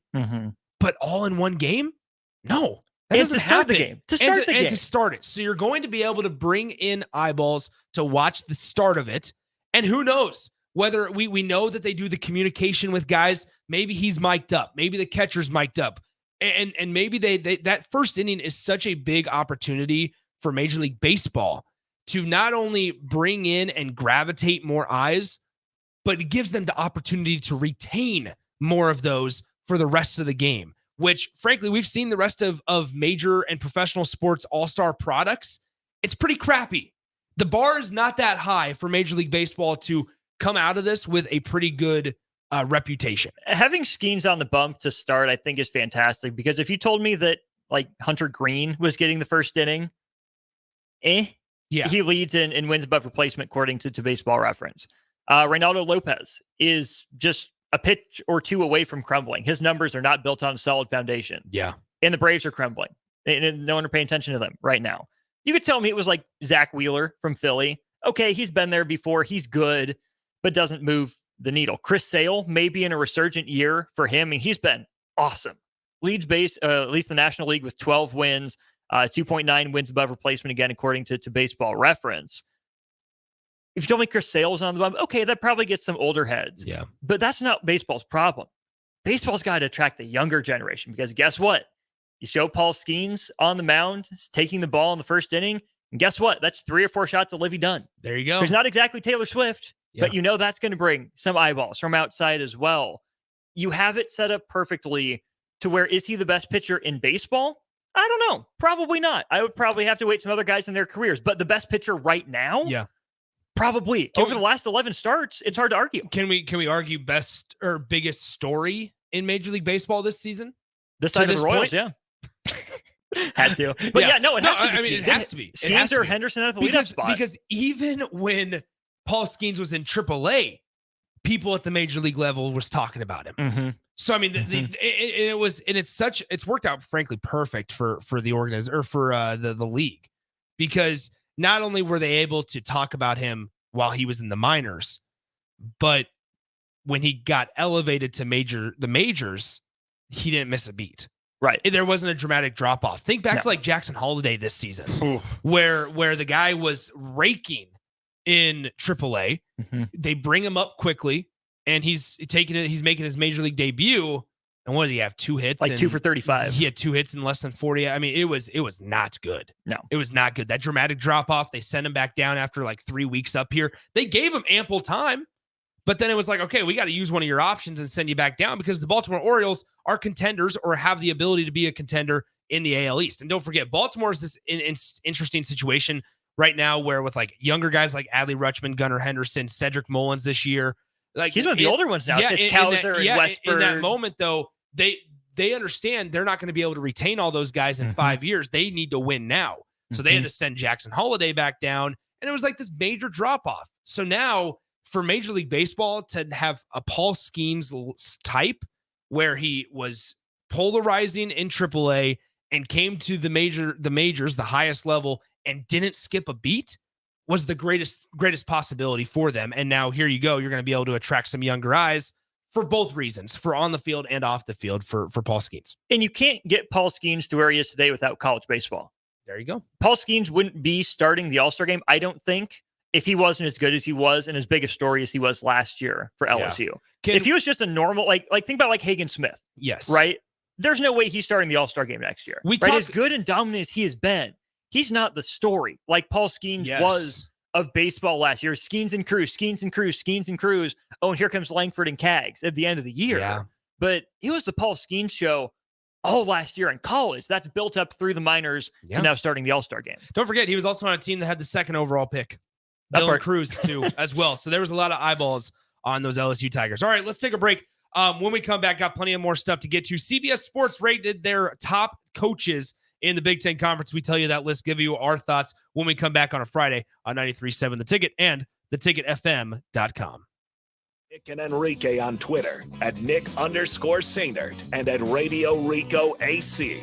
More of Happy Hour is next on 93.7 The Ticket and theticketfm.com. At Doane University, we build leaders, and that means your success and achievements come first. At Doane University, your future is uniquely yours, and our world-class liberal arts education is just the beginning. We invite you to schedule your campus visit and experience why Doane University will start you on your journey to your future career. Learn more by scheduling your personal campus visit today at doane.edu/visit. See you soon. Health LNK is elevating the human experience with holistic health, weight loss, nutrition, fitness, and wellness solutions. They offer one-on-one health coaching while personalizing nutrition and wellness plans for structure and simplicity. Health LNK provides nutritious foods such as high-protein entrees, meal replacements, snacks, and supplements. But that's not all. If you mention 93.7 The Ticket, you'll get a 5% discount on your order and $20 off your first month if you start a Health LNK subscription. Find your missing link with Health LNK today on the southeast corner of 70th and Pioneers.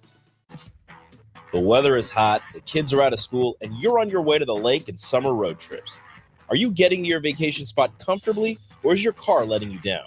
Mullen Motors Lot is full of great vehicles to take home, so you don't have to worry about your current car barely surviving another road trip. Come check out their lot just north of 48th and Layton and find your next ride for summer road trips and beyond. Mullen Motors. No tag-ons, just quality vehicles. Mullen Motors. Hey guys, it's your girl Jordan from Sartor Heyman Jewelers. Have an anniversary coming up? I've got you covered. Celebrate your love with the timeless elegance of jewelry. This anniversary, give the gift of sapphires, emeralds, rubies, or gold. Find the perfect piece that reflects the beauty and depth of your commitment. Whether it's your first anniversary or your 50th, surprise your loved one with a gem as beautiful and rare as she is. Until next time, this is Jordan at Sartor Heyman Jewelry. Happy shopping, guys. Man, we sure have had quite a bit of severe weather this spring and summer. Tell me about it. My roof is in shambles. The side of my house has hail damage, and I don't have time to deal with insurance companies right now. Wait, Rico, you haven't talked to my guys at Coalition Restoration yet? They deal with commercial and residential roofing services, hail damage, and best of all, they'll work with the insurance companies to make your life easier. Okay, what's the first step?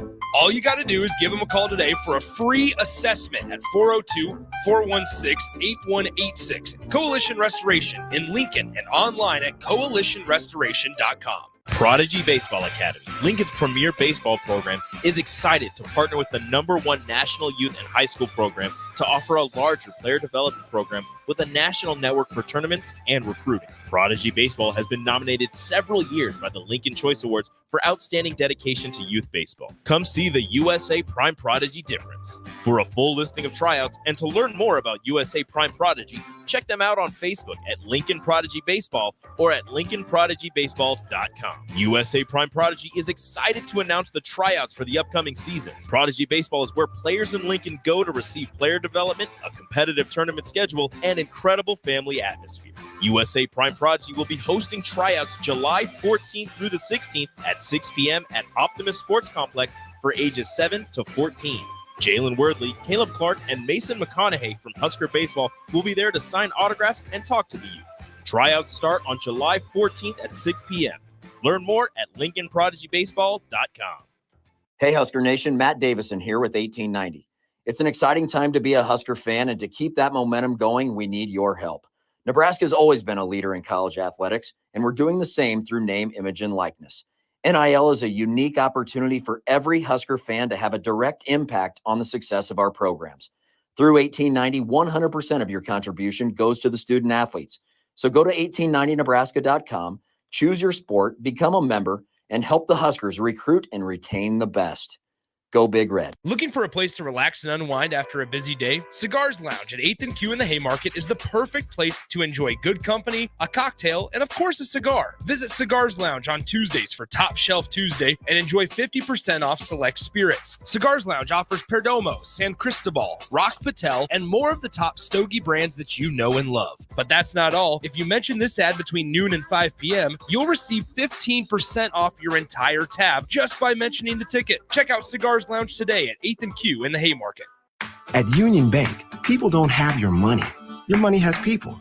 First home people, investment people, people who answer the phone and your chats, dream car people, dream retirement people, driving your dream car in your dream retirement people, small business people, credit card people, and all the other people you need. At Union Bank, our people help you do more than you dreamed possible. So stop in and say hello. We can't wait to see you. Union Bank and Trust, member FDIC. Are you looking to get into the electrical construction industry or wanting a new scene? The electrical workers of Local Union 265 are now hiring licensed journeymen and apprentices and are offering great pay and benefits. Call Mike at 402-875-1034 to apply. Start your electrical career today. Hey, Nebraska football fans, it's defensive lineman Ty Robinson, and I've got a winning play for you with Action Plumbing, Heating, AC, and Electrical. Team up with Action and install a new Bradford white water heater in your home. And if we win the conference championship this season, you'll get a full refund. Don't fumble this opportunity. Sack your old water heater this season and score big with Action. Visit actionlincoln.com/Huskers to learn more. Promotion valid for a limited time. Terms and conditions apply. See website for details. Tune in to the Teammates Mentoring Hour each Wednesday from 6 to 7 p.m. on 93.7 The Ticket. Hear stories from a program started by Tom and Nancy Osborne and how it's changed mentors and mentees' lives and how you can be involved. The Teammates Mentoring Hour, Wednesday nights from 6 to 7 p.m. on 93.7 The Ticket and theticketfm.com. 93.7 The Ticket, Fox, KFXL weather. Brought to you by Bryant Air Conditioning, Heating, Electrical, and Plumbing.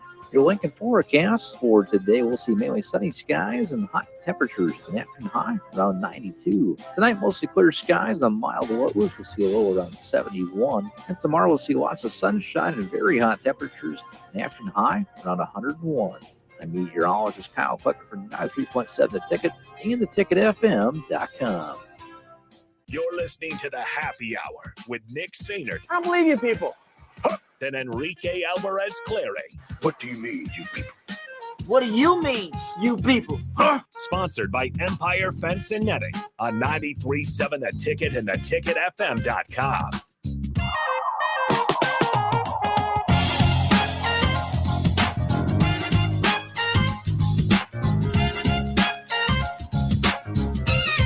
That is right. Empire Fence and Netting, the friends of the show. 402-682-7658. Visit them out in Waverly, Nebraska. 14650 Woodstock Boulevard out in Waverly. Once again, that phone number 402-682-7658. Empire Fence and Netting. Appreciate their support of the program as always. 402-464-5685. The Honda of Lincoln hotline and the Starter Heyman text line open for you guys the rest of the show as well, as we got about 20 minutes left in the program before we hand things off to On the Block. Nick Sainert, Austin Orman with you as Rico stepped out after 1 p.m. All right, let's move back to the football field real quickly for this one. CBS Sports released a list of, or a ranking of Big Ten head coaches. The power rankings per CBS Sports. They also correlated it with an article headlined College Football Coaches Entering Year 2 Who Are Facing Defining Campaigns as well. So we're going to kind of merge these two together. Nebraska's Matt Rule comes in on the head coach power rankings per CBS Sports at 8th, wedged in between Jonathan Smith and Jed Fish, which instantly I kind of went, And then in this article about facing defining campaigns, Matt Rule is the first name listed on looking to make the jump. It said this is the write-up that CBS Sports did on Matt Rule. It says, and Nebraska off-season wins like retaining defensive coordinator Tony White and signing promising 5-star quarterback Dylan Raiola have put a shinier spin on the state of Nebraska football. Let's consider this a hybrid of the next two categories. The Cornhuskers know they are set to make a jump and probably need to make it to keep things going in the right direction. The makeup of last season's results at 5-7 also point to being on the cusp of a breakthrough with 4 3-point losses in games. Oh, here we go again. Which 21 points would have been enough to win. Even a small step forward offensively should spark a jump up in results for Nebraska. Okay, hold on. That's something to remind ourselves with. I'm going to say this part again. 4 3-point losses in games, which 21 points would have been enough to win. You need to be mediocre on offense to score 21 points. I also think that's selling just how close Nebraska was short, because those games were all 13-10. Gross. At least 3 of them. So gross. 2 touchdowns. Get the ball in the end zone twice. Yeah. And you have enough offense to win the game. And that's even worse than mediocre, to your point. It was so hard to watch that offense last year. They had moments of maddening competency where you're like, why can't you do this more often? Yeah. And other times it would just completely fall apart. I just like, I sit back and I think, like, the defense did a lot. And even when they did a lot, it still didn't help them out. It wasn't enough. It still wasn't enough. Like, it felt like just they had to climb the tallest mountain in the world, whichever one that is nowadays. We call that Mount Everest. Thank you. It is what it is. It's a Friday, folks. Anyway, so I still had to just climb Mount Everest twice, it feels like, to be able to punch the ball into the end zone. So hopefully this year it's a little different. The head coach power rankings, here it is, 1 through 18. That's a lot of coaches. It is. So many coaches. We're just going to look at the top 10 specifically. But 11 through 18, how about these names in order? 11, PJ Fleck. 12th, Greg Schiano. 13th, Mike Loxley. 14, Kurt Signetti. 15, how about this name? Sharon Moore. All the way down at 15. David Braun at 16. Ryan Walters, 17. And Deshaun Foster at 18. Okay, number 1 through 10. We know Ryan Day, Dan Lanning are at 1 and 2. Lincoln Riley ahead of James Franklin at 3 and 4. Luke Fickell, 5th. Kirk Ferentz, 6th. We already said 7, 8, and 9 was Jonathan Smith, Matt Rule, and Jed Fish. And then Brett Bielema rounds out the top 10. Thoughts? The rankings are interesting in and of themselves, but next to the name, you see their overall rank for where they put them. So I think it's equally as instructive to put these Big Ten coaches into tiers. Okay.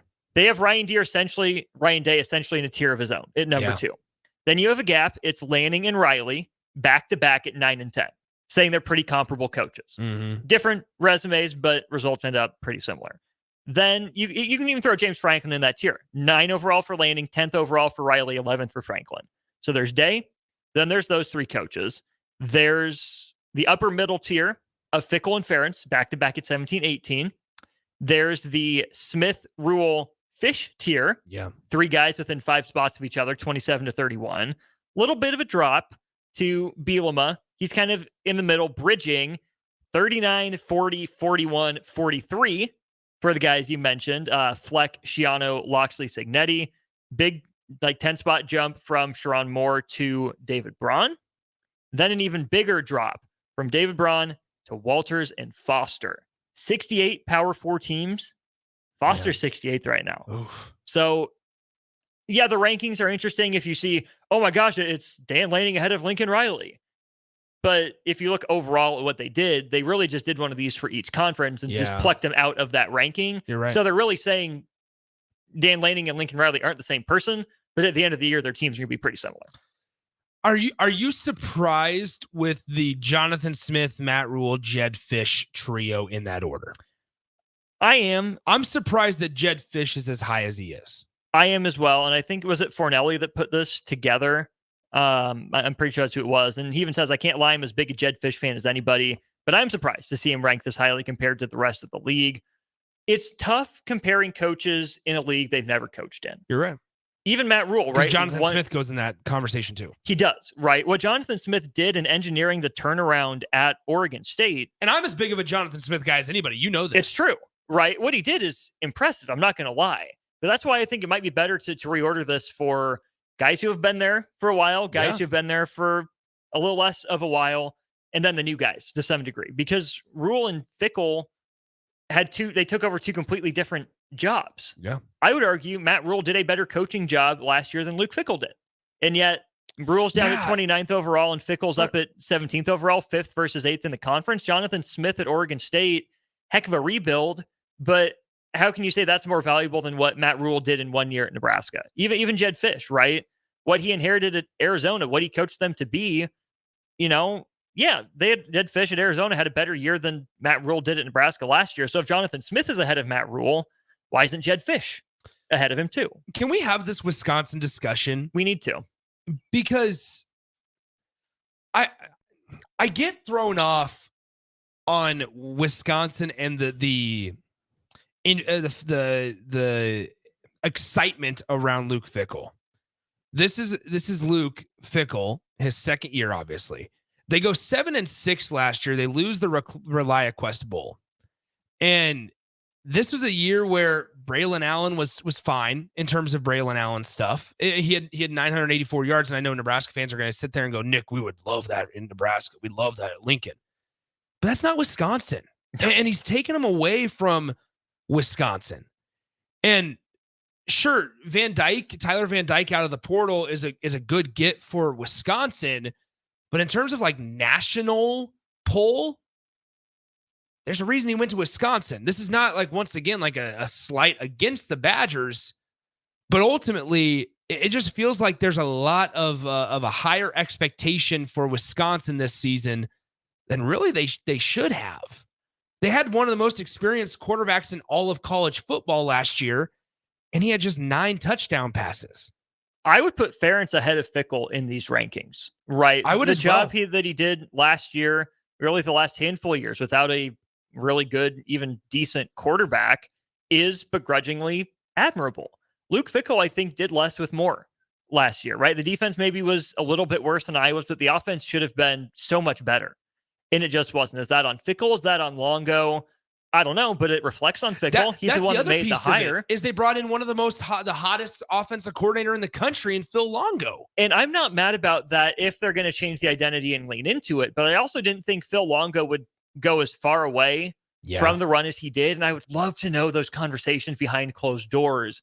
What's the thought process? Because don't forget, Phil Longo had 2,000-yard rushers in a year at North Carolina. It's not like he doesn't know how to run the ball. Maybe he had to adjust to Big Ten defenses, and he's going to get back to it this year. Well, guess what? It's going to be harder to do now that Braylon Allen's out the door. Malusi's fine. I don't have any issues with him. He's a good Big Ten running back. Banged up. He gets banged up, but he's not Braylon Allen. Former Clemson guy, yeah. Right. That would have been a year to go all in the offseason on prepping for how to attack Big Ten run defenses. Yeah. I'm not sure if Phil Longo did that. I'm willing to give him a second crack, but if that doesn't go well, Luke Fickell made that big splash hire, and he might be, staring down the barrel of, hey, this might not be working already. Nebraska's under win total this year, according to Vegas Insider, 7.5. Wisconsin's, where do we think that one lies? 8.5? 6.5. Ooh. 6.5 for Wisconsin over under. I wonder just what the leash length is for Luke Fickell at Wisconsin. Now, I'm not saying he's on the hot seat this year. No. That's not the case. But I'm saying if there's 2 more 7-6 overall seasons in his bag of tricks, or let's say he goes 8-4 this year, but then it's 6-6 next year or the following year, what's that like? Because we're going to enter this time of college football realignment where you got to stay prevalent. What's more likely in your mind? Luke Fickell gets Wisconsin to 10 wins and a top 15 ranking, or Luke Fickell and Wisconsin go 5-7? I lean towards 5-7. I think, like, I go back. Yes, Luke Fickell has the playoff berth with Cincinnati, but every time when he's coached major college football, it's frankly been a disaster. Like, other than Cincinnati. Cincinnati was the group of 5 team that finally broke through, went to the playoff, got embarrassed to Alabama. Yeah. Whenever it's been against Power 5 competition, he struggled, whether that was his interim role at Ohio State. Nebraska beat him. Nebraska comes back, largest comeback in Nebraska football history. Or now at Wisconsin, it's hard to feel good about it. Like, it's hard to sit here and be like an unbiased, somebody that covers Big Ten football and be like, yeah, you know what? I can truly see and I truly believe that Luke Fickell is going to turn this thing around.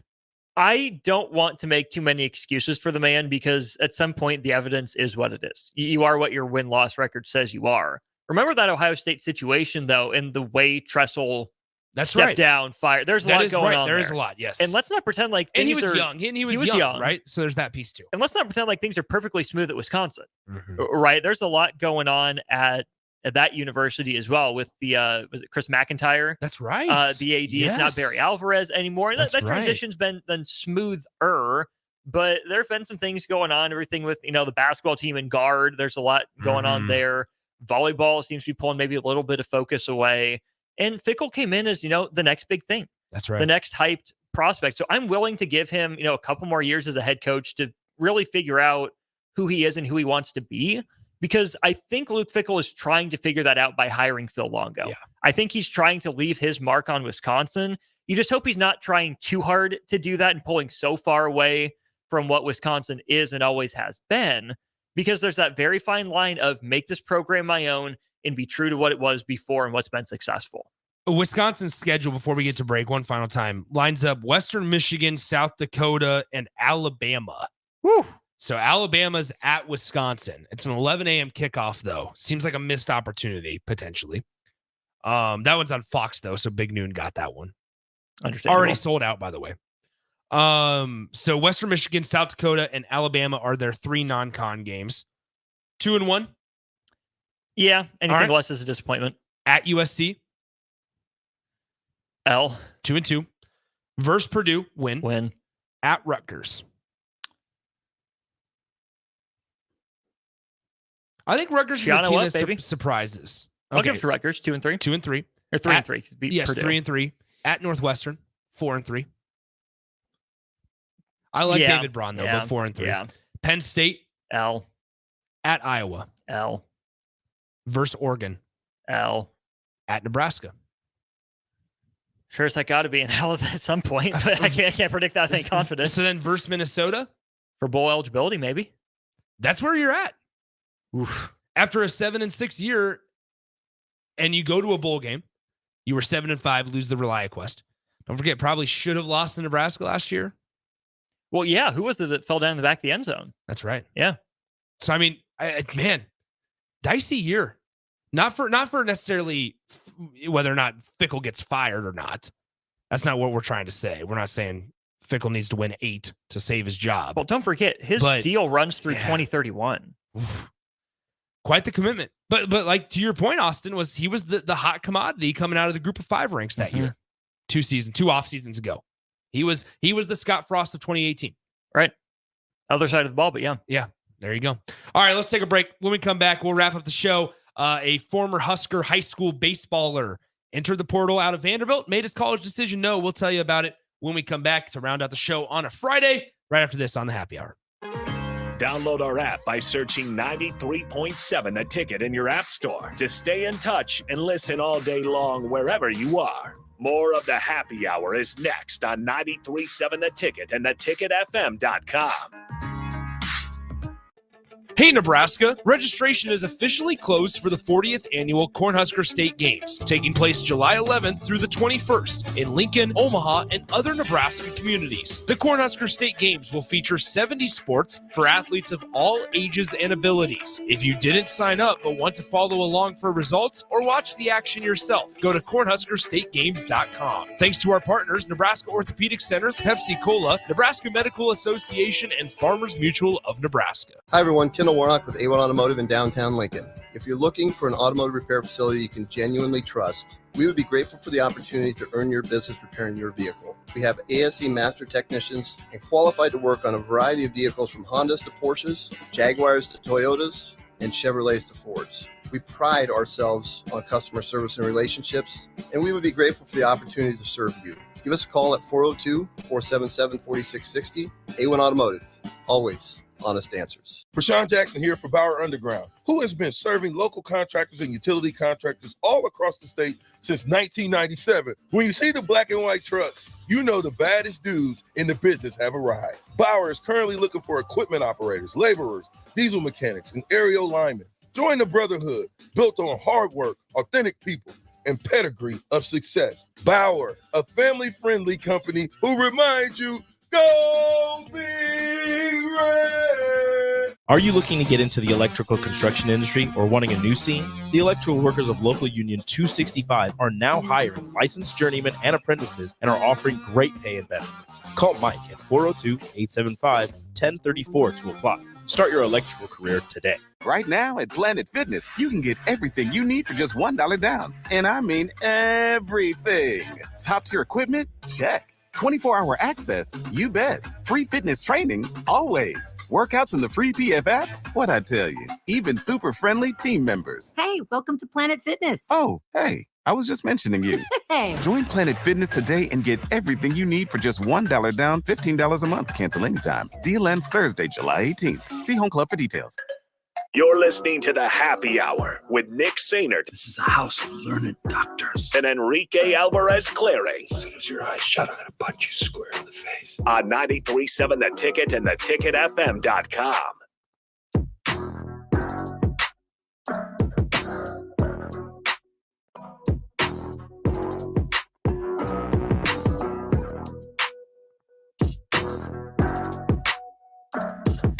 Welcome back into the Happy Hour, 93.7 The Ticket, theticketfm.com. One final time. So we were talking Nebraska football out of the running for five-star athlete Michael Terry III. Steve Wiltfong, who's he with now? On3? On3, yep. Steve Wiltfong of On3 mentioned that Michael Terry will be visiting Texas and Oregon again before making his final decision. Wiltfong also added that he'll be making the decision between those final two schools. Which essentially means Nebraska's probably out of the running there for Michael Terry. I was looking more, and maybe this is a conversation for next week, that Steve Sarkisian is the one to be getting Texas rolling. I think it just might surprise some folks. Like I was telling Austin, and Austin agreed with me, like we figured Sark would get it better than where it was. But to get Texas truly rolling like they are, I mean, and to only do it while getting paid $6.2 million, that's a pretty big bargain for the Texas Longhorns. I mean, that's good money, but compared to what, Fickle is making, exactly. Sark's done more than that. Matt Rule, right? Charlie Strong never really inspired me. No. Tom Herman, same, right? I mean, what Mac Brown did at Texas, he really elevated that place.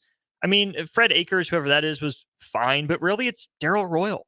That's Texas football history there from 57 through, when was he done? 76. That's a 20-year run where Texas was really an incredible program year in, year out.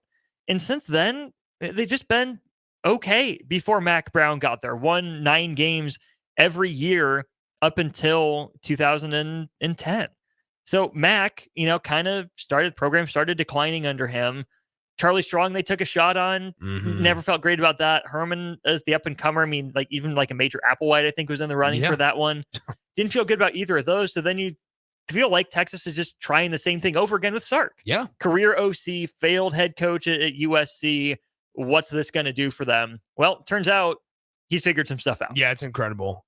Certainly NIL and boosters help there. All right, so teased it right before the break. We're not going to spend a whole lot of time on this. There was a transfer in college baseball. Camden Kozol,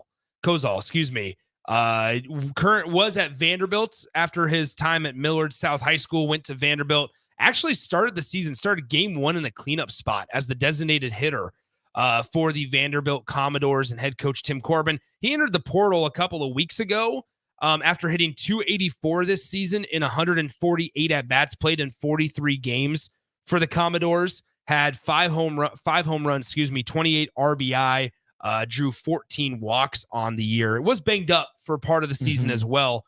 But regardless, Camden Kozol made his transfer decision known, and it's to the Arkansas Razorbacks. So Camden Kozol going to Arkansas. I think there was some hope that Nebraska was going to be the transfer destination, but ultimately Kozol staying in the SEC. I think there's a reason we told people not to hold their breath about that one. Good for him staying SEC from a kind of underwhelming Vandy season to an Arkansas team that got a national seed hosted and all that before getting ousted by Kansas State. But let's read between the lines a little bit here. Guess who else plays shortstop? Tyson Lewis. There you go. That means Tyson Lewis has had those conversations with Coach Van Horn and said, thanks, but no thanks. Yeah. Minor League Baseball, here I come. There you have it. By the way, Major League Baseball draft is on Sunday. And so you'd expect Tyson Lewis. Mock drafts say 25th to 28th overall. That area, Padres and Astros, 2 teams there drafting at 25th and then 28th respectively. Looking at the Millard West shortstops, there you have it. All right, that'll do it for us. I'm out on Monday. One final time, I'm out of here before Husker football season begins. Austin and Rico will join you on Monday. On the Block with Strick and Austin is coming up next, so make sure you stick around for that one. They got a good show. Enjoy the weekend. Stay cool. And I will talk to you on Tuesday. Happy Hour returns on Monday. Does it seem like your clothes dryer doesn't dry like it used to? It may not be your dryer. It may be your dryer vent.